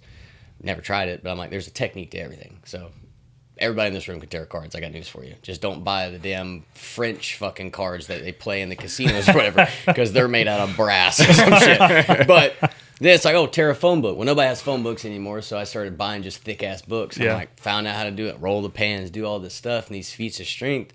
I was following a guy in the beginning, Armando. He don't like me anymore, I don't think, but he's got like 1 million followers, and I was at one point he was putting my video on his story because I would literally take every video he did, and then I would do it. Add to it. I think I've seen this video. Yeah. I think I have, because he's mocking somebody. Yeah, it's been a couple of years ago. No, He's he doing recently. yeah, I've only Okay, had but it for well, a year and a half. This happens with course. Nobody wants to be not the best in the room. Yeah, you they know? get There's so always upset somebody about it. Yeah. either not even bigger and stronger. They can be smaller and stronger. You know. Oh yeah, well that and But that was you, the deal. you for that I instance, brought. you're like what 190, 200. 182 on like a really good That makes day. me feel like shit. 'Cause I'm the same weight. 182 and 185. Yeah, and it's strong as a freaking ox. I know, and that's what's crazy. Like the other day, I was in the gym, and I ate a bunch. It was like right after Thanksgiving or Christmas. So Yeah. I was like, I'm gonna try to see what I can bench now. I put on 225, hit it a couple times. Like I felt good. 255, 275, got it up. I'm like, man, I'm gonna go for it. 315. Let's see if I can still got it. I get it in there. I mean, I come about 6 inches off my chest, dude. I just give out. I'm like, what in the world? And then you see this guy, 181 pounds, doing 405 for like 5 reps. So I'm insane. like, what in the world? Like that just Insane. blows my mind. But there's a way Yeah. to train for it. I forget this kid's name. He's like 154 pounds and can pause press 405. Yeah, And he's Asian. Those people Okay, are strong. yeah. That's impressive. Yeah, Yeah. it checks out. I mean, he's a Yeah, I've barrel seen little him. guy, but that's there is a way to train, and those things all need to be changing. And you need to focus more on your nervous system than anything else. And people on the internet get mad about half reps. They're so important. they are. I They're agree. so important. What do you know? mean, like by half rep? Like, Well, so check it out. Give you an What's the example right on term? bench press. Hold on 1 second. Oh, you're good, dude. Let me see what this. hey, Take I a got pause to break. pee. yeah, Yeah, go ahead. Yeah. So I had an hour 16 on it. okay. we ended on when I was giving you an example about bench press. If you're really good, like you said, that first 6 inches, okay, how are you going to train the top part of that lift if you always start at the bottom? So realistically, you should do floor presses because it's just that top part until it gets better than your 6 inches, and then that's obviously your strong part. So once you develop this upper part, now you have this one catch up, and that's you find the sticking part, and then you just work on that part, Yep. and then you circle back around and add the rest of the lift to it. Yep. You could bring that a little closer too. I'm Yeah. losing on you on the ears. There you go. Nice. Yeah. That's something I've been slacking off on here recently is legs. Mm-hmm. Like I've been being consistent, been doing a lot of pull-ups, a lot of dips, body weight stuff, but I've slacked off on legs, and that's something that, see, like I've got that degenerative disc disease, and I think a lot of people do. I heard it actually lifting when I was like 21, so like I don't like doing heavy squats. Like all that weight on my back. I think it does more damage to my back than it does. So what I've been trying to do is just like 135 pounds on squat, and I'll squat that sucker as many times as I can. 135 pounds on deadlift, and just try to get the blood flowing through the muscle. And that's my biggest goal is like, I'm not an ego lifter anymore. Like, the fact that you can do that, it doesn't intimidate me. Like, I don't care. That's awesome to me, and I've always been that type of person in a way. Like some people, they get intimidated. They don't want to go to a gym because that guy is bigger and stronger. But to me, like, I like to work out with people like that because it makes me a better person. They know more than me, evidently, and so it pushes me to be, want to be like that. Kind of like the saying, you never want to find yourself being the smartest one in the room. Exactly. Same way you don't want to be the strongest one in the room. Yep. I mean, Yeah, it's the wrong room. yeah, yeah. You're done. You stop growing, and then that's when you become comfortable. And that's like you said, people mocking us for doing a podcast or whatever we're doing that's out of the ordinary. Because they haven't done it because it's different and uncomfortable. Exactly. And you have to put yourself in that. Sometimes humility is the best thing for growth too. Put yourself around people that are doing and had the same conversations with the same assholes that said that it was stupid. Mm-hmm. And then you have proof of, I'm nothing special, dude. That's the thing. But the same conversations that you guys are going to have more of are the same ones that I'm still currently having. The only difference is that the voices, those noises get a little bit lower because then they start getting the humility. Yep. And it's like, oh, well, you're around so-and-so or so. I've had some of the coolest artists that I've like grown up, loving. Like I love Mercules. He's like one of my favorite rappers all the time. I was talking to him in my DMs, just bullshitting. So it's like, yeah, dude, these people can say whatever they want. You're going to get the crowd that is drawn to what you're doing regardless of how those people feel. And none of those people that are your buddies are going to be liking or pushing your content. Nobody's going to be helping you. But once you make it, dude, they're going to be like, man, that was my boy. I remember when he started that. We're I had all kinds of friends I didn't know about. Yeah. It's like, that's like what we were talking about too. Like sometimes it's not that you got to like not be somebody's friends, but you need to protect your mind on who you allow to put their input into it. And that's like, a lot of my goals that I'm striving for right now. Like I haven't even told a lot of my friends that I've been friends with since I was that tall because I don't need that input. Like I don't need and I know they wouldn't mean anything bad by it, but it would just be like, no, have you thought about this? This may not work out. And they're going to give me every reason why it wouldn't work out, and I don't need those reasons because I know it's going to work out. I just don't understand how they have so many reasons something will not work out that they've never done. I don't like what value do you like? What did you do that leads you to all the? Let me hear about all the failures you had going down this road. Like I don't. Yep. It doesn't make any sense. Yeah, for you sure. know what I mean? Like it's absolutely insane that people do that, but also understand that a lot of the people around you don't have the capacity to do anything more, and I'm going to say that in relationships as well. We get upset that, a wife doesn't do a certain thing that you haven't really articulated to her for her to understand. But some people don't have the capacity. And if you think anywhere outside of the box, it's not their fault that you are like that. Mm-hmm. They just don't have the ability to grasp any of those things because their brain's used up. And it doesn't mean that they're stupid. It just means that they have no more room. Mm-hmm. So anything different, I've had the conversation with family. They're like, yeah, I just don't know how you're going to make a living online. It's like, I have a service. I'm not getting paid for my views. I have a service. I don't get, like, my income isn't because I'm on Instagram. My income is because I have a service and people buy that service. Mm-hmm. And then you have to break it down even more. It's like, dude, back in the day, you're on the newspaper looking for used cars. Now there's no newspaper, so you're on Facebook. Mm-hmm. And then when you want to sell something, you post it on Facebook. And you're talking about 50-mile radius. I'm not driving 100 miles. Dude, I'm driving thousands of miles. I have my reach. I've got clients in Australia. Yeah. My Facebook span is insane. Exactly. That's the only thing that you're doing. If you have a service or a product that you're selling and you're not utilizing social media to get it out there, you're an idiot. Mm-hmm. Yeah. And a lot of people sit on a talent that they don't think they have because their own mind defeats them. And I was like that. Yeah, like your friends. For the longest time. Like, I remember I was telling my wife the other day, I said, I grew up, I was always the goofy one, the one that was kind of halfway retarded, like I made everybody laugh, but like everybody kind of like was that condescending, like you're an idiot, idiot, And so like as I grew up, like that's kind of all I thought I was, like I'm just goofy. Like I'm not meant to be a boss. I'm not meant to do this. I'm not meant to do that. But then it's like the other day I was driving down the road and, I've been praying financially that, like I could help my family grow because like, right now I'm making ends meet, but I want better. Yeah. Like I want my life better. And it's like, you know, all of a sudden, I think it was God just like surged down and was like, man, you talk like you're an idiot. You talk like you're that person that has no people skills.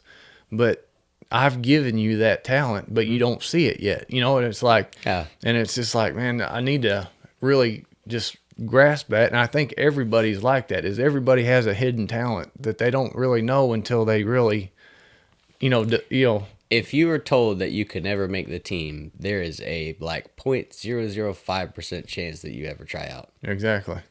And most people have never been told that, and that's, you go back to the flashy shit and, you know, comparisons, the thief of joy, and it is, dude. It depends on who you're comparing yourself to, right? If you're comparing yourself to Wes Watson or some crap like that, which I would not, but it's one of those deals where it's like, okay, those things aren't really realistic, and I don't know how much value is truly there. 99% of people don't know that they could make the team, so they never try out. Yeah. So my goal is to create an environment where I show people how to try out. Mm-hmm. Exactly. That's the easiest way, is through fitness. You don't have to be a collegiate athlete. You can just be a fucking normal guy. Yeah. Well, this is something you can do your entire life. Yeah, and you should. Yeah. And it changes your whole life. It's a piece of discipline. When I don't lift, I eat like crap. I drink more. I start creating or going back on worse habits. Oh yeah. I'm foggy my mind. You know, and it's, I can't remember, somebody rephrased it today when I was listening to a cast. I can't remember what they said, but it made complete sense. Basically, it's a piece of your day, and it's like whenever you miss that, it's like you don't know what to do with yourself. Like an off day sometimes. Today's an off day for me, just because I got too much to do. Yeah. But I needed it. I've been sore. You know, I need to have that. But a rest day is a good thing to have. It's good. But they're talking about people like the resolution. Maybe they're talking about how they want to go, say 5 days this week, but they only went 2, but they just started. Like, oh, it's okay. You know, like, but a guy that goes 5 days a week and he only does 4, that guy's like, damn, you know, you mentioned that too. And it's just funny because, like I said, that mindset you have is already that successful, I'm going after it mindset. And whenever you listen to people that have that, it clicks. You're like, you know what? Like, that's the tier of people that I'm wanting to seek. You know, it's those people have the same similar mindset, even if it's different backgrounds. That's what it takes. But if you're not around that, like, you don't know what you don't know, you know, and they may never understand. You said some people don't have the capacity to think outside the box. Oh, yeah. Some people are content with just being simple and inside the box. It goes, I feel good. Yeah. But Exactly. I feel good. You know? And it's okay. It's okay. The funny thing I was thinking about the other day when I was in the gym about New Year's resolutions was I was sitting there and I was getting pumped up, and I just giggled to myself because I was like, you know what? I don't have a New Year's resolution. Yeah. My New Year's resolution this year is to just keep going, keep getting better. Yeah. Because be better I'm me. still living on a New Year's resolution that I made back in 2022. Yeah. And you know, it's just, you just keep re-signing the contract. You know, like, let's keep doing it. Yeah, 100%. And those are those short-term and those long-term goals. Those are those things that we talk about. And if you don't have a track record of it, man, and this goes for everybody, if your goal is to hit your macros and go to the gym every day and then kiss your wife before you leave, right? And then say your weekly or bi-weekly goal is you're going to plan, you know, we all got kids, so you're going to plan a dinner date with your wife, right? And you're going to have the kids taken care of, somebody will watch them. You just plan the whole thing. It's just simple dinner. You wake up late, you rush around, right? You remember the gym, right? And you're like, fuck it, okay, you make it to the gym, cool, you have a workout, you hit all your macros, you don't kiss your wife. Okay? Is it a big deal? That depends on how you look at it, man. If you couldn't take the time to do that, how the fuck are you going to plan an entire day for you two if you couldn't prioritize that little thing? Yeah. So now you need to go back to that checklist and be like, all right, okay, no, I nailed the gym, hit my macros, I'm killing it. Okay, didn't kiss my wife this morning, why? And then you draw a little line away from it, and you have to answer that. Well, I was doom scrolling on TikTok last night. I stayed up too late. I slept in. I was in a panic. Okay, cool. So now your Tuesday comes around. How about you set your phone down at 8? Put it off to the side. Make sure that you're prepared for the day that you're trying to have. And that one thing you missed should be your sole focus, because you apparently got the other ones licked. So you need to focus on this one. Yeah. Otherwise, that dinner date ain't going to happen. Yeah. You know? But it's these little things. If you start compiling these and you start making it to where you have a track record of the things that work and the things that don't work, give yourself a reason why they didn't work, you're creating the pattern that you want, you know, but people don't document shit. Yep. And that's like, in my life, what it seems like works really, or, you know, like really is the secret to growth for me is putting away every voice except the voice you want. You know, like TikTok, Facebook, like, dude, I don't even watch that stuff now. Like, I'm putting stuff out there and I'm posting it, but I don't care what Joe Blow has on Facebook. That doesn't interest me right now, because what I'm interested in is passing my real estate exam. That's what so like anything that has to do with that line of stuff, that's what I'm focusing on. I wake up, go to the gym, I make sure I thank God for the day. I get my spiritual mind right, my body right, because I think the whole thing about working out too is body, mind, and soul. When you can combine the trifecta of those and you can get everything working in sync, then that's when like true power like comes out and you're like, man. Yeah. Mind over matter. If you don't mind, it don't matter. And so like, you know, you get that positive thought where you just look in the mirror like, and you say, it's going to happen. You know, like there's nothing and there's nobody who's going to stop it except for you. You know, you're the one that's going to stop any kind of growth, any kind of challenging thing. And I mean, I'm telling you, it's not like I've got some supernatural ability that nobody else has. Compared to the majority of the world, you do. Yeah. Well, yeah. You have the ability to recognize it That's the deal. and accept it. But I haven't always, you know. Right. And that's something that comes with age and, I mean, growth and stuff like that. But, I mean, yeah. Well, and allowing yourself to be vulnerable, because if you put in your mind, hey, I'm not a people person, you may not have ever talked to Caleb after he's been through his trials and tribulations and successes to kind of change your mindset. You know, what little bit I've known you for a long time, but we've gotten close the last few years, you know, and then you introduced me to people like you, and it just creates compounding growth and a changing mindset that trickles down from there, you know. Absolutely. And I'm just letting you guys know, you guys are both putting out an extremely good message. You're farther advanced than we are, but we all have our time and our place, and it's up to us to kind of to stop it or to continue it. And you're helping the people to continue what they have already in them. Sometimes you just need that extra nudge. Yeah. But it could have been from a drug addict too that could have nudged them, you know. So thank God that you came along in somebody's life most of the time at the right time, whenever they were not looking for God or hated them, or maybe they were, you know, you were put in a time and a place that you can't control. And that's because of what you had to go through, that whenever you could have turned your head against God because, man, I got cancer for the third time again. Like, what the fuck? You know, you could have done that. There's times I did. But I know. I did. I get mad. I get mad at them. And I'm kind of been out of the church scene for a little longer than I usually have been. And it's just me. You know, I put excuses out there of why not. You know, or I say I'm mad because something ain't going my way. But then I try to, I'm just going to fix it myself. That doesn't work. Does not work. And going to church isn't a requirement. No. I mean, it's not a bad idea, but that all starts at your bedside. So, yeah. I mean, God knows your heart, man. He knows your intention. And I agree. And I'm not a church goer. I'm not either. I'm not the one that's going to raise my hand and praise out loud.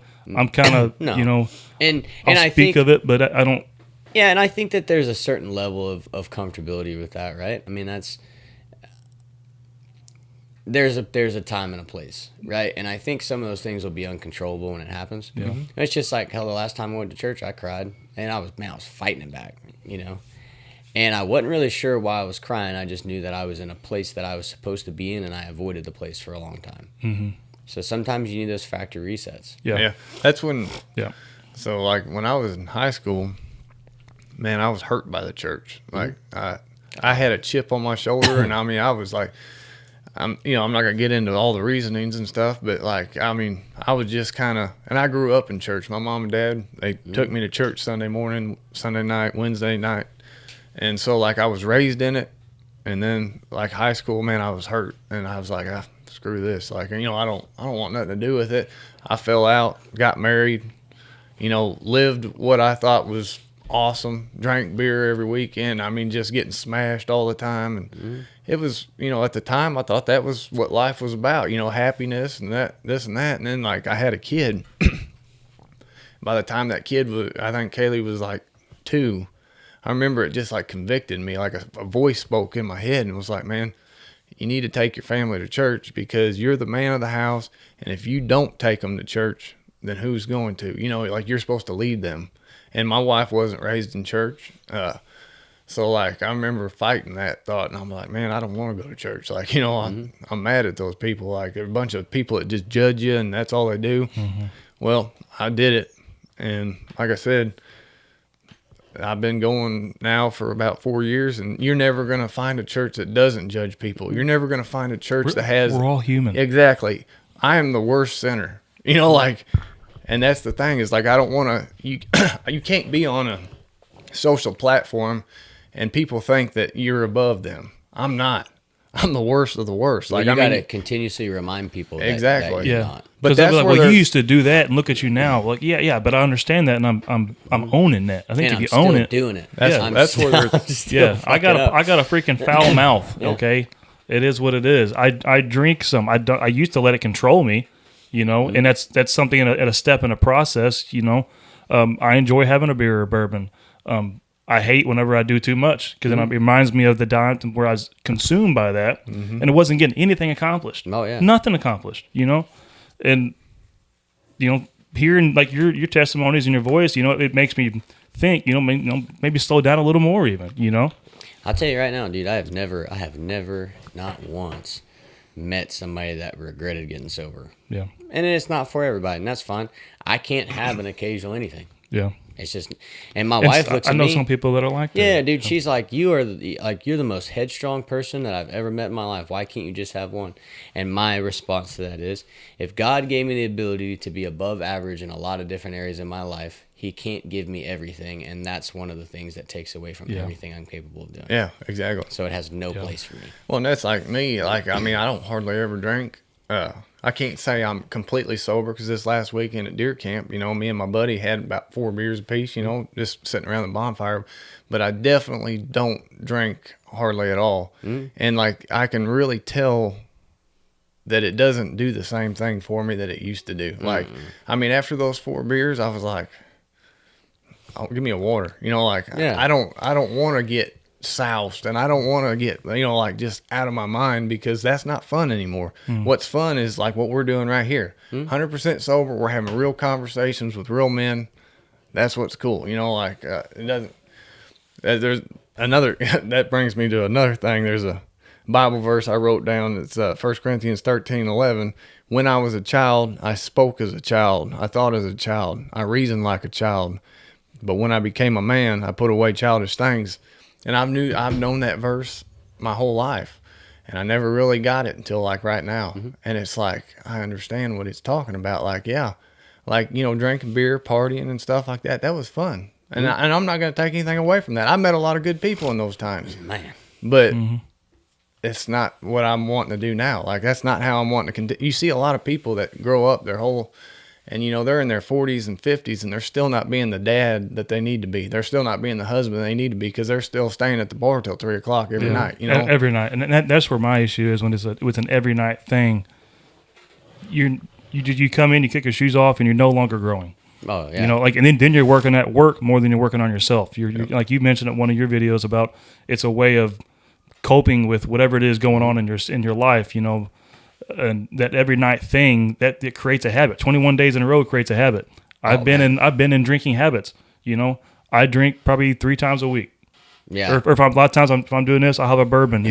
I don't like getting drunk, even really buzzed up. I enjoy that. I come from, my organization was born in a bar. That's what we did. But I've let that also consume me just far too much, and I said no, I didn't have a problem, and that's whenever I realized I had a problem. Absolutely. The hardest thing for me was I used to get upset when somebody would mention that I drank a lot or that I had an issue. Or you're drunk. I'm not drunk, and I can't walk or talk or do anything right. I'm hungover for 2 days. I was drunk. Now it's something that I'm proud to say that I was in fact an alcoholic. I'm not like one of the AA guys. I didn't go to AA. No disrespecting these two. That's great. Yeah.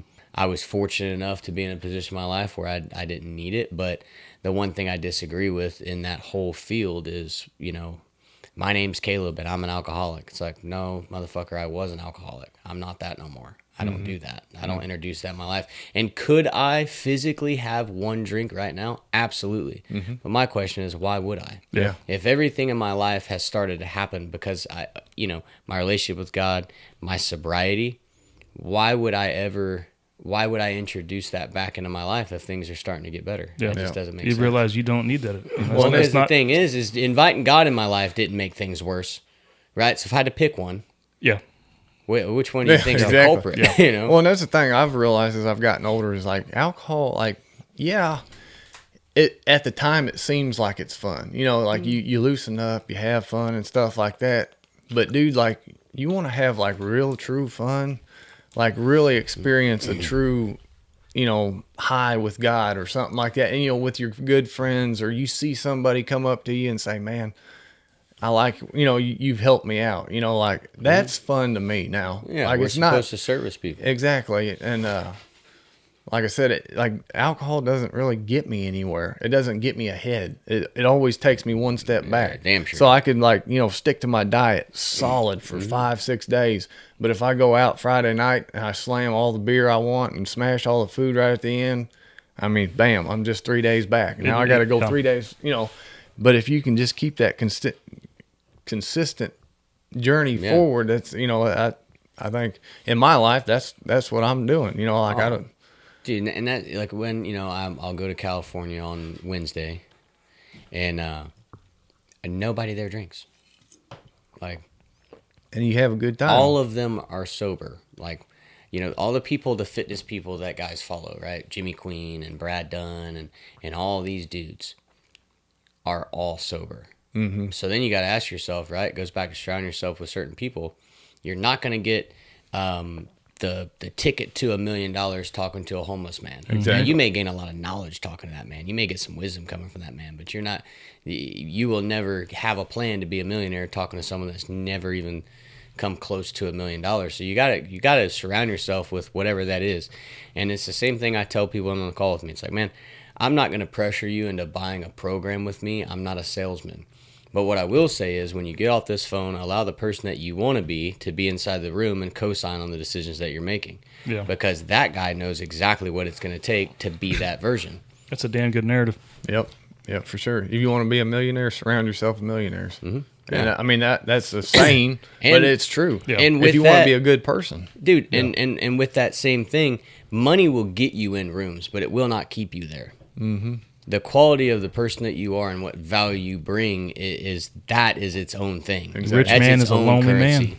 man. 100%. well, it's like I think I said it on a podcast the other day. It was like, you know, if you all of a sudden hit the lottery and you make $1 million, like, yeah, you're rich, but if you ever lose that money, now what?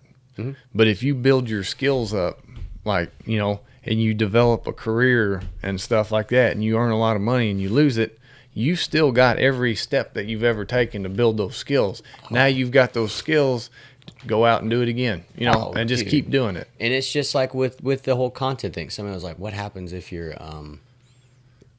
get canceled or whatever?" And I was like, "I'll build it back in 6 months." And they're Exactly. like, It probably will happen, especially with you promoting, you know, like I've seen one where, anything what do like I carry per day, you know, when you show your weapon or whatever you got going on. Somebody's going to be pissed off because, oh, this guy's cool as shit. They won't admit it, but flag him for having a firearm. yeah, 'Cause I'm a dude, far no. leftist. You can't be doing that. I've been flagged a whole bunch for all kinds of things. I mean, they shut down Instagram for a little bit. I appeal it. I mean, it's just a part of it. But that's the deal, too. Both sides want freedom of speech. Mm-hmm. Both sides. But neither one of us want to hear what the other has to say. Mm-hmm. And that's where I want to hear it. Mm-hmm. Educate me. Yep. Why do you view this? Well, and I was thinking on the way here too, you know, there's that Bible verse that says the harvest truly is plentiful, but the laborers are few. Mm-hmm. And it's like, you know, like how many people are out there like standing up for transgender, standing up for gay rights, doing this and that. And it's like sometimes when I look at TikTok or something like that, it feels like that outweighs somebody supporting that. Hey, look, I believe in God. I'm old fashioned. Like, I mean, I believe that this is the way. And you know, like, and I'm not saying that you're going to hell. I'm just saying that I don't agree with it. Exactly.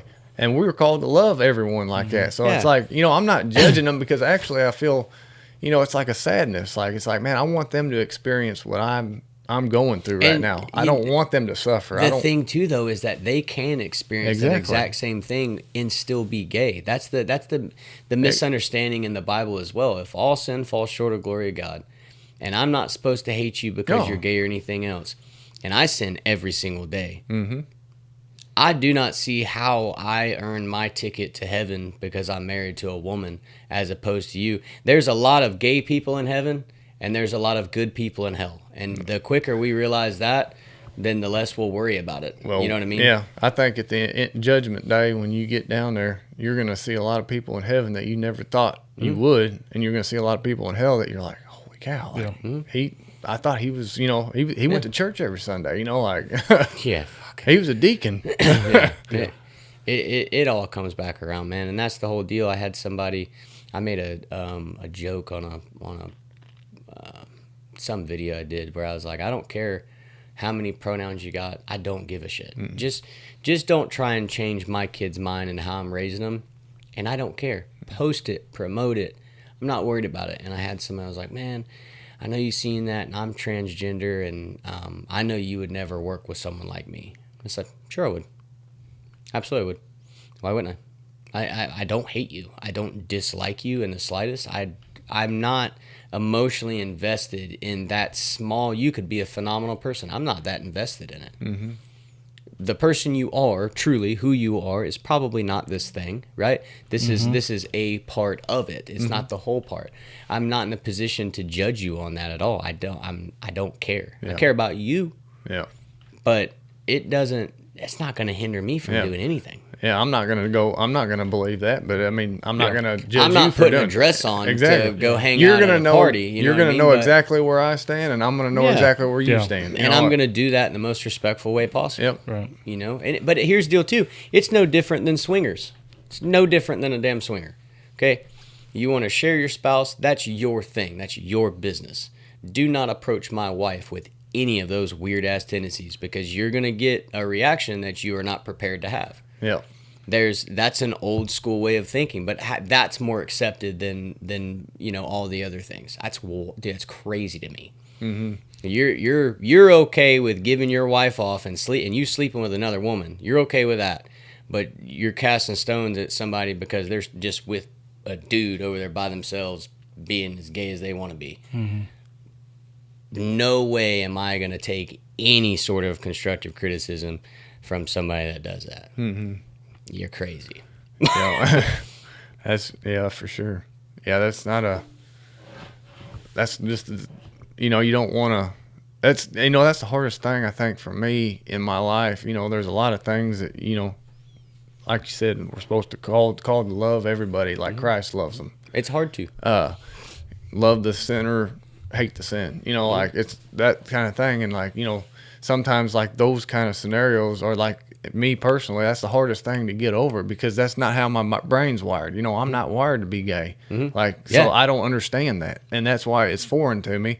And so a lot of times, I find myself kicking myself because, you'll walk by somebody in the store or something like that and you'll be like, you'll think something real rude and disrespectful. And then you're like, dang it. And it's just because it's foreign to me. I don't understand that. So I'm working on myself every day to, to always love people with the love of God, and that's all that's all God ever told us to do is love the Lord your God with all your heart, soul, and mind. Love your man, love your brother, love your neighbor as yourself.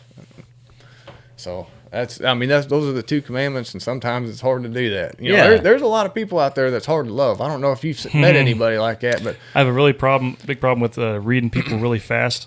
Mm-hmm. Yeah, and I get so daggum annoyed with people. Mm-hmm. Oh, I love people, but I can see through the bullshit so quick. A lot of people, and then I'll try to put on this RBF, and I don't want to be talked to. Yeah, dude, I'll find myself listening to 5 people's whole life story and don't get a damn thing accomplished all the time. I don't know why I just am approachable. I try not to be sometimes, especially like in the gym or if I'm on a mission. I'm always running behind because I have a procrastination problem and just time management skills. Oh, yeah. The next thing I know, I'm finding myself talking to somebody and they're just telling me everything that they don't really need to be telling. Mm-hmm. Dude, I find myself in that all the time. Yeah, but then you talk about bow hunting or fitness, and I'm that guy that's I'm in it, dialed into it. And this guy may be like, God, he's annoying, and I'm sitting there like, man, this guy was annoying too. I've got a strange thing that I've done most of my life and embarrassed the hell out of my wife. I read people very quickly, and I will shake everybody's hand. when I meet Yeah, you. I have a bad problem. They come up for that bro deal. I'll Oh. go for the handshake. No, see, my thing is if I shake your hand, and then that's the first interaction we have, and then I learn more about you with how you interact with people and how you carry yourself and different things like that. That does not mean that when Caleb says bye, that you're getting another handshake. It won't happen. And I've had an awkward situation. My wife's like, "What's that about?" I said, I don't have infinite handshakes to give out. And if I don't value what you have and I don't find anything to respect about what you're doing, I'm not going to be a fake person and shake your hand again. Mm-hmm. I'm just not going to. And hopefully our encounters don't happen anymore. Mm-hmm. You know, mm-hmm. It just, there's a few things that you talk about left and right limits that I am very, very concrete in. And that is, I'm never going to shake a man's hand twice that has given me every reason not to shake it the first time. Mm-hmm. You get the first one for free. After that, man, I'll just avoid you. I'm not gonna put myself in a position where I've got to play anything. Yeah, yeah, and I think it goes back to like surrounding yourself with the good mm-hmm. people. Like, I mean, if you had on a number one hand people that's made you a better person, you know, encouraged you, they were there for you. That's all a man needs. Like, you don't need a whole gathering of people that not hurting. And I mean, back in the younger days, like that was kind of like what I wanted. I wanted everybody to like me, mm-hmm. you know. And now it's like, I don't really care. I mean, I'm going to be a nice guy and I'm going to try to get you to like me. But if you don't like me, you don't like me. And it's not going to be any sweat off my back, because my main concern is my wife, my kid, my family, and everything else. Like, that's what I'm. And I'm not going to water myself down so you feel more comfortable. Exactly. Being around me. Yeah. I'm not. You know, that's the most people are followers. It's mm-hmm. very, very easy for somebody to follow something. Mm-hmm. And I'm good on that. Yep. And I respect people for that. I'd rather you tell me, hey, I don't like you, than for you to like act like you go tell him me. that you don't like me. Yeah, exactly. Yeah, yeah. Like, well, that's normally what happens. Yeah, talk good to your face, and as soon as you're gone, you get bad mouthed and then go down the street. My favorite thing is to approach that conversation. I'll talk to him about it. Mm-hmm. It's like, it doesn't mean I'm going to fight you. I just want you to have the testicular fortitude to tell me how you feel, and I'll walk away. Yeah. It ain't a big deal. And how often does that happen? Never. Yeah, never. Exactly. Never. Yeah. Never. I wasn't saying that's not what I meant, man. They took it out of context. Yeah. I was just joking. Yeah, dude, I'm your buddy. I wouldn't. Yeah, do that you to know, when they say I was just joking, I was like, yeah, but the shit. I like to laugh. Yeah, tell me a joke. You were joking with someone else about me. Yeah, it was never meant to come back to me. Yeah. So I mean, I love to laugh just like anybody else. I take shit talk like anybody else. There's some people in my comments that genuinely make me laugh when I read it, and I'll normally DM them and be like, "You got me. Like, that was good." You know what I mean? I appreciate that. I like that. But being the joke is not the same thing. Yeah. You know what I mean? Like, that just makes you look stupid. Yeah. Yeah. So I know this video probably won't be out by Saturday, but it'll probably be out next week. I think I'm going to work on last weekend's and probably put out 2 this week, so I'm not 2 weeks behind. Yeah. Since, I feel like this needs to be out and about pretty quick. This is a good message. This is more of one of the serious ones, and I knew it was coming in. There's a lot that you had to offer and to explain and to influence people, and they needed to hear it. We've been here for a little while. Is there something going on this Saturday though at that gun shop? Yes. Yeah. So there is my buddy Cam. He put on an entire it's like an entire competition for me over there. That's to raise money to help me go. Where's this at? What's the gun shop called? Trigger? No, not Trigger. Nope. Black River Shooting Academy. Yeah. Mm-hmm. Is that at the south end of town on the left? That big long building? Okay. Right by like the fire station, the county fire. I'm going to be out of town this weekend. I just now knew about it. I got to go to a birthday deal in St. Louis. So Yeah, so it's pretty cool, man. Like, and that's another deal too. Like the first couple times I went through it, I felt so alone in so many different aspects. One, I didn't really let my wife know how I was feeling, and so that obviously caused friction in my heart, but I wasn't being open and available to that. And then now this happened, man. I've got so many just people that are supporting it, and helping. And that's the other thing too. Like I don't post. I post everybody else's GoFundMe's. You know what I mean? For sure. Mm-hmm. Like if I have a platform, I want people to do that. I was always nervous about posting my own, and then people really donating to it, because then I would think about the little girl that I posted that had a brain tumor, And then, you know, I'm like, well, Don't ever feel like you're the one worthy. well, my thing is like, you should give it to her. I've lived my life. Yeah. I messed up enough to where that girl didn't even have a chance to mess up. Let's give her an opportunity. So I get conflicted, but buddy of mine kind of said something that really humbled me. And it's like, well, how are you going to help anybody if you don't receive any help? I'm like, okay. So I'm still out of pocket in a pretty substantial amount. But dude, watching people rally together and like this shooting competition, just everything, I had nothing to do with. You know what I mean? And the people that are showing up to it, it's super humbling. Yeah. Super humbling. That's what I think Justin told me about that the other day at the gym. I'd like to try to go down there and just at least see what it's about. And maybe, you know. Yeah, there's people traveling to compete in it. Really? Yeah, there's going to be a lot of different raffles. Man, they've really put something cool on, and I think it's going to be something that actually happens like from now on. Really? Yeah, I have a not-for-profit that I have called the First 90, and it helps people go from short-term to long-term disability after they've been diagnosed with cancer. So I've been funding that. I got all my legal stuff done, but at that time I had a buddy of mine that I was a lineman with, and he's dead now. But I was paying all of his bills, you know, for the 90 days to get him to where he could afford to be on long-term disability, and we made it. And then he died shortly after, which that sucked. But it's one of those deals that I've got it all legal now, and I'm going to start pushing that. And I'm eventually going to get it to where I can have people, I can sponsor them to go to Mexico for treatment if it works out for me, right? I don't want to send nobody to some shit that.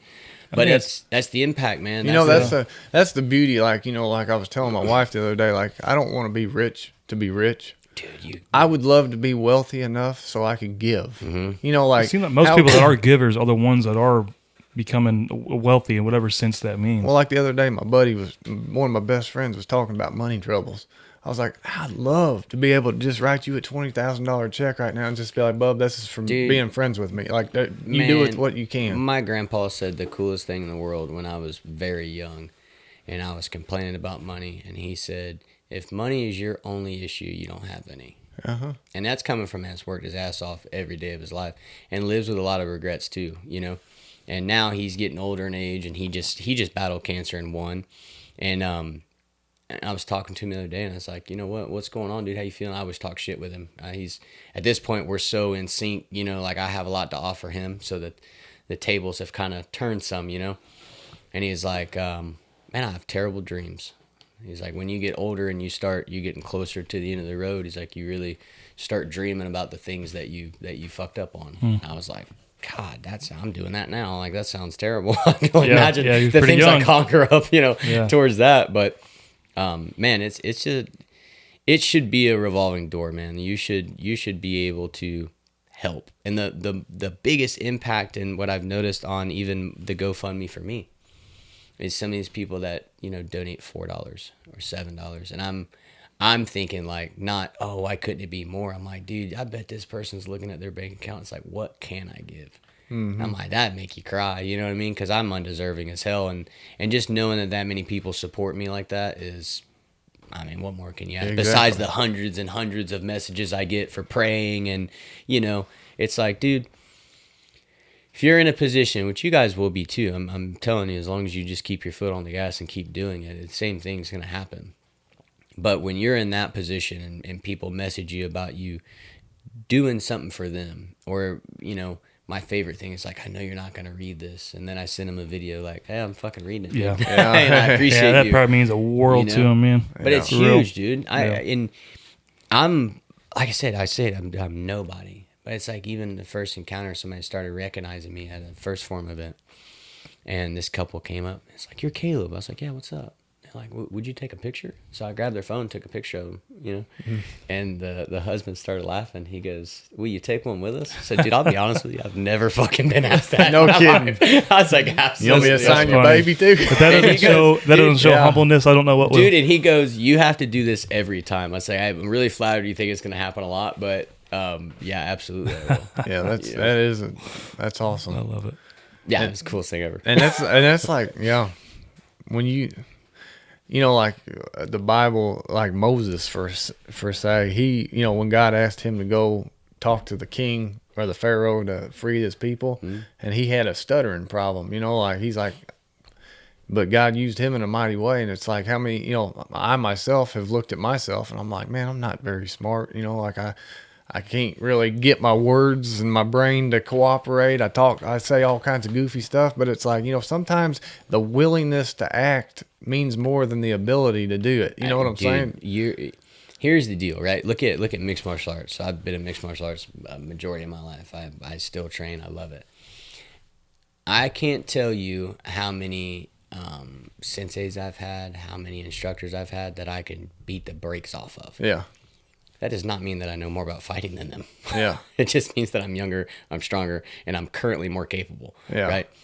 You can't take away because the person doesn't have the ability to do these certain things that the skill set isn't there. Mm-hmm. You know what I mean? And that's like probably the best analogy you can have is the old man, dude, the Gracies. At some point, we're all going to be able to kick his ass. It's not right now. But at some point, age takes over, but that doesn't mean that he doesn't have all the capabilities to spread that to you. Exactly. You know, and you may not be able to come up with the words and string them together like some people, but you also haven't talked as much as the other people. Yeah. You know what I mean? Yeah. That's all reps. The more I'd set my phone up in my truck and I'd be driving, talking to it. Corny as hell. Yeah. I'm like, dude, I'm so lame right now. You realize all your twitches and stuff, and Dude, and you're just the like, hums and whoa. uhs and Oh, yeah. And then your brain just goes, sometimes you're like, Yeah, then you watch it like, well, I'm not doing that again. That But way. guess what? It's okay to try. It's okay to fail. It's okay to try again. And some of my best stuff is me just talking. There's no editing to it or anything. You know what I mean? It's if the message is there, the message is there. You can as much as you want. Like it's going to go where it needs to go. Yep. You know.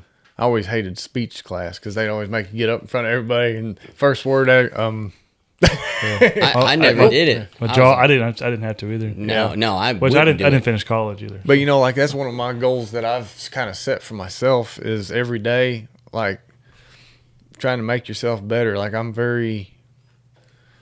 I like people and I will get to know people, but sometimes it takes me a little bit longer. So like what I've been trying to do is like, if I get in a situation where like, say, hey, I bumped into you, I don't know who you are, I'm going to stick my hand out and say, hey man, I'm Dustin. Like, what's your name? You know? And then just introduce myself to one person a day. Yeah. And like by doing that, like, you know, it's scary. I was like, man, I'm not that kind of person, but I started doing it and dude, like, the blessing that came from doing that was big. Like I've met several people that are like, I would have never talked to you if I hadn't have pushed myself to walk over to you and said, hey man, how you doing? What You you know, got like, going on? Yeah. So I have a challenge. I do internal challenges all the time, and like there's winners to it. And one of the things is called the Uncomfortable Challenge, which was the month of December. And I built it out to where you have to have a hard conversation that you're not ready to have, right, with somebody. It could be from the past. It could be whatever it is. You need to have one hard conversation a week. You need to meet a stranger, and you need to compliment somebody every day that you don't know. Yep. Those are the first parts of it. And then it's layered with a bunch of other stuff that kind of helps build people. But, you know, I do it myself. You know, at the the Casey's gas station over there heading out towards houses, like I think everybody gets stabbed there. Yeah, the one down on 60. Yeah, I love that gas station. I go there every morning. Every time I go in there, I'm looking for the exit. Yeah, I love it. And there was a homeless guy there, and you know, I went in there and said, you want some coffee or whatever, and bought him coffee, and I was driving the 54, so it's not like we could have the conversation there be any warmer. It was the first cold snap. Yeah. And, dude, I gave him his coffee, and then I sat down. I had a little bag. I bought him some other stuff he didn't see, and we started talking and just bullshitting. And I ended up missing the gym, talking for like 45 minutes. Mm-hmm. And when I gave him the bag, I said, man, unfortunately, I've got some calls that I got to get to. But, man, it was nice talking to you. I hope we'll do it again. If you're here next week or something, I'll come by and talk to you again. And he was like, is there anything that I can do for you? I was like, nah, dude, if you're comfortable, I'd like a hug, I think. You know what I mean? Like, I'd like that. And the humility that he had with that when he hugged me, he was like, man, I'm dirty. I was like, me too. You know what I mean? And I think we both knew what that meant, right? It's like he looks at himself like he's dirty physically, and I'm dirty spiritually, right? So it's like I've had the same dirt that's on me, man. I don't know what got you here. I don't know what happened, but I'm never going to turn my eye up at you. And I didn't film it and post it on the internet Exactly. so people thought that I was a nicer person or whatever. I've done these things forever, man, because those are the situations where you can really learn a lot. Mm-hmm. Like you can learn things not to do, things to do. I mean, just hearing somebody's story. And it's like when somebody's like, oh, how are you doing? Like, have you ever thought about giving them a fucking honest answer? Like, terrible. Yeah. You How got often you 15 hear, minutes to I'm talk? fine. No, seriously, how are you doing? Yeah. How are you? Yeah. Yep. It's like, and if somebody said that to you, which I've had somebody openly be like, not good. I'm like, cool, dude, you got 15 minutes? You want to talk? That throws people off even more. It's like, Yeah. I don't know that I can help. Maybe I can. I don't know. Come to think about it, I'm not doing that good either. You know what I mean? Let's trade some toxic back and forth. You know? Yeah. I remember a story back when I was in high school. We was on a mission trip at my church, and we was going down the highway. We was in a van, and I was sitting in the front, bench seat, talking to some girls. And next thing I know, I hear the brakes lock up on the van, and I look forward, and I mean, we're just heading to a car pile, and like, van hits it, and if it wasn't for my leg hitting the back of the seat, keeping me in there, like I would have flew out the window probably. But I remember coming to and like looking, and I'm laying on the motor stuck up there. My buddy, he broke his leg, and none of us got seriously hurt, but like I said, my buddy broke his leg, so we was at the hospital, and I mean, we were all shook up still. It was a big deal. And I'm sitting there, I think I was probably 17 at the time, sitting there in the waiting room waiting for all the people that went back there. And here comes this guy, just sits down next to me. Didn't know him from Adam. And like you could just something like laid it on my heart, like talk to the guy, So I started talking to him.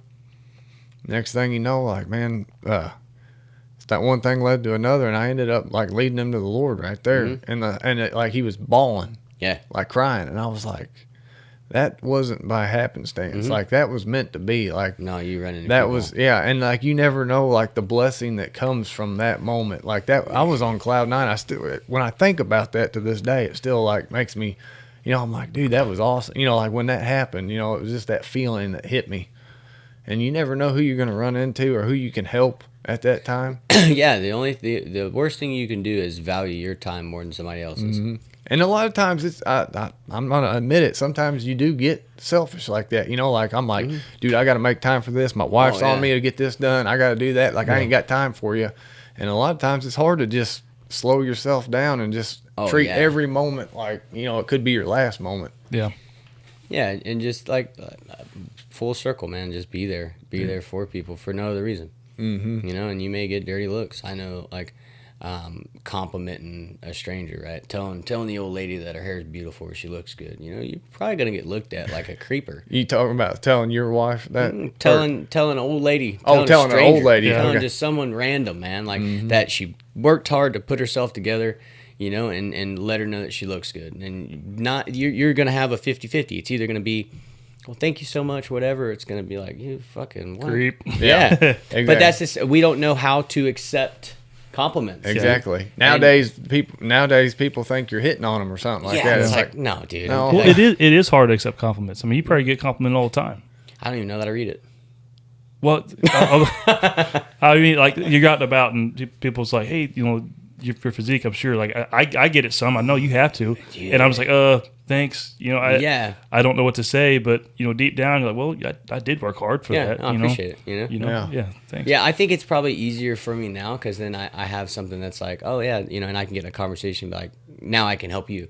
Like to just accept a compliment, that definitely is awkward for sure. It is. Well, it's just like we talk about social media, and it takes away the ability to communicate. Like some of the proudest thing was the other day is my youngest boy is 10, turns 11 this month, and he wanted to go to like a game or whatever and ask his little girl out or something.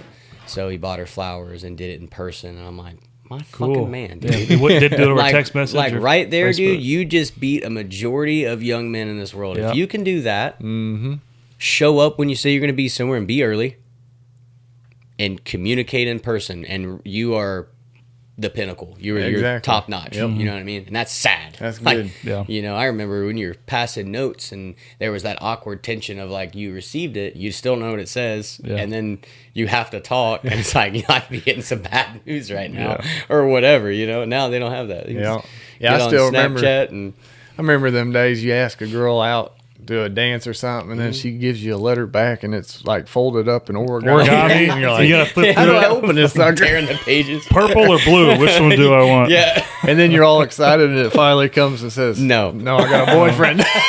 You're not the quarterback. Sorry. Yeah. Dang it. You're like, We well, only have football. Yep. No.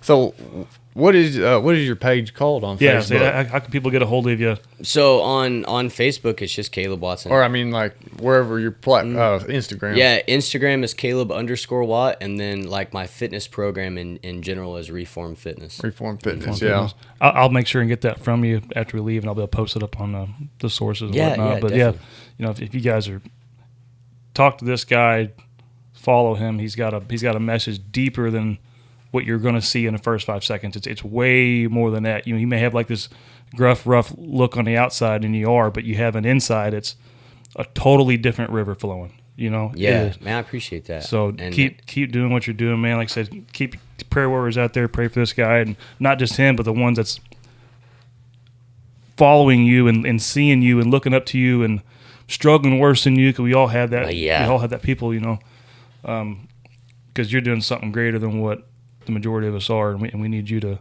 whatever God's will is, to continue with the message. Yeah, you've definitely. And that's what it is continue with the message.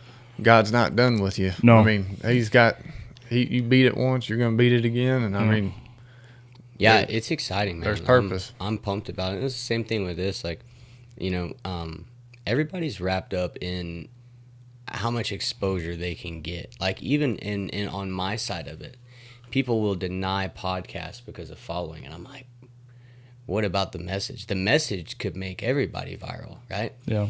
So, and then the message never gets told. But then again, the message that was here may not be asked over there. Mm-hmm. And I've had some of the best conversations. There's a dude's got like 30-something followers. And he's like, why are you giving me your time? It's like, why would I not? Yeah. Well, that's us right now. Why would I not? We don't have many people on, and I damn sure wouldn't ask you to come on to hope for yeah. clout or a hand. Heck, half the We may people- only get 30 people again, but you're benefiting us, and 5 of those people that listen to this whole thing Oh, you are guys they're gonna walk away with some kind of message tugging at their heart. you're benefiting me way more than you guys could ever imagine. I mean, that's the whole point is anytime you have the opportunity to speak and you have people willing to listen. Mm-hmm. That's exactly how it started. Yeah. Yep. You know what I mean? That's how it starts. Yeah. It starts in small groups and rooms and wanting to help people build the thing, because everybody needs help. Mm-hmm. And I've gotten to the point where like I understand this game a lot better, and I can help the people who need to be heard, and they can be heard. Like that's the point. Everybody's in competition where they don't want to give away too much free value. I got news for you. You ain't got that much value. Yeah. Right? You ain't got that much free value. Don't worry about it. The internet's a big place.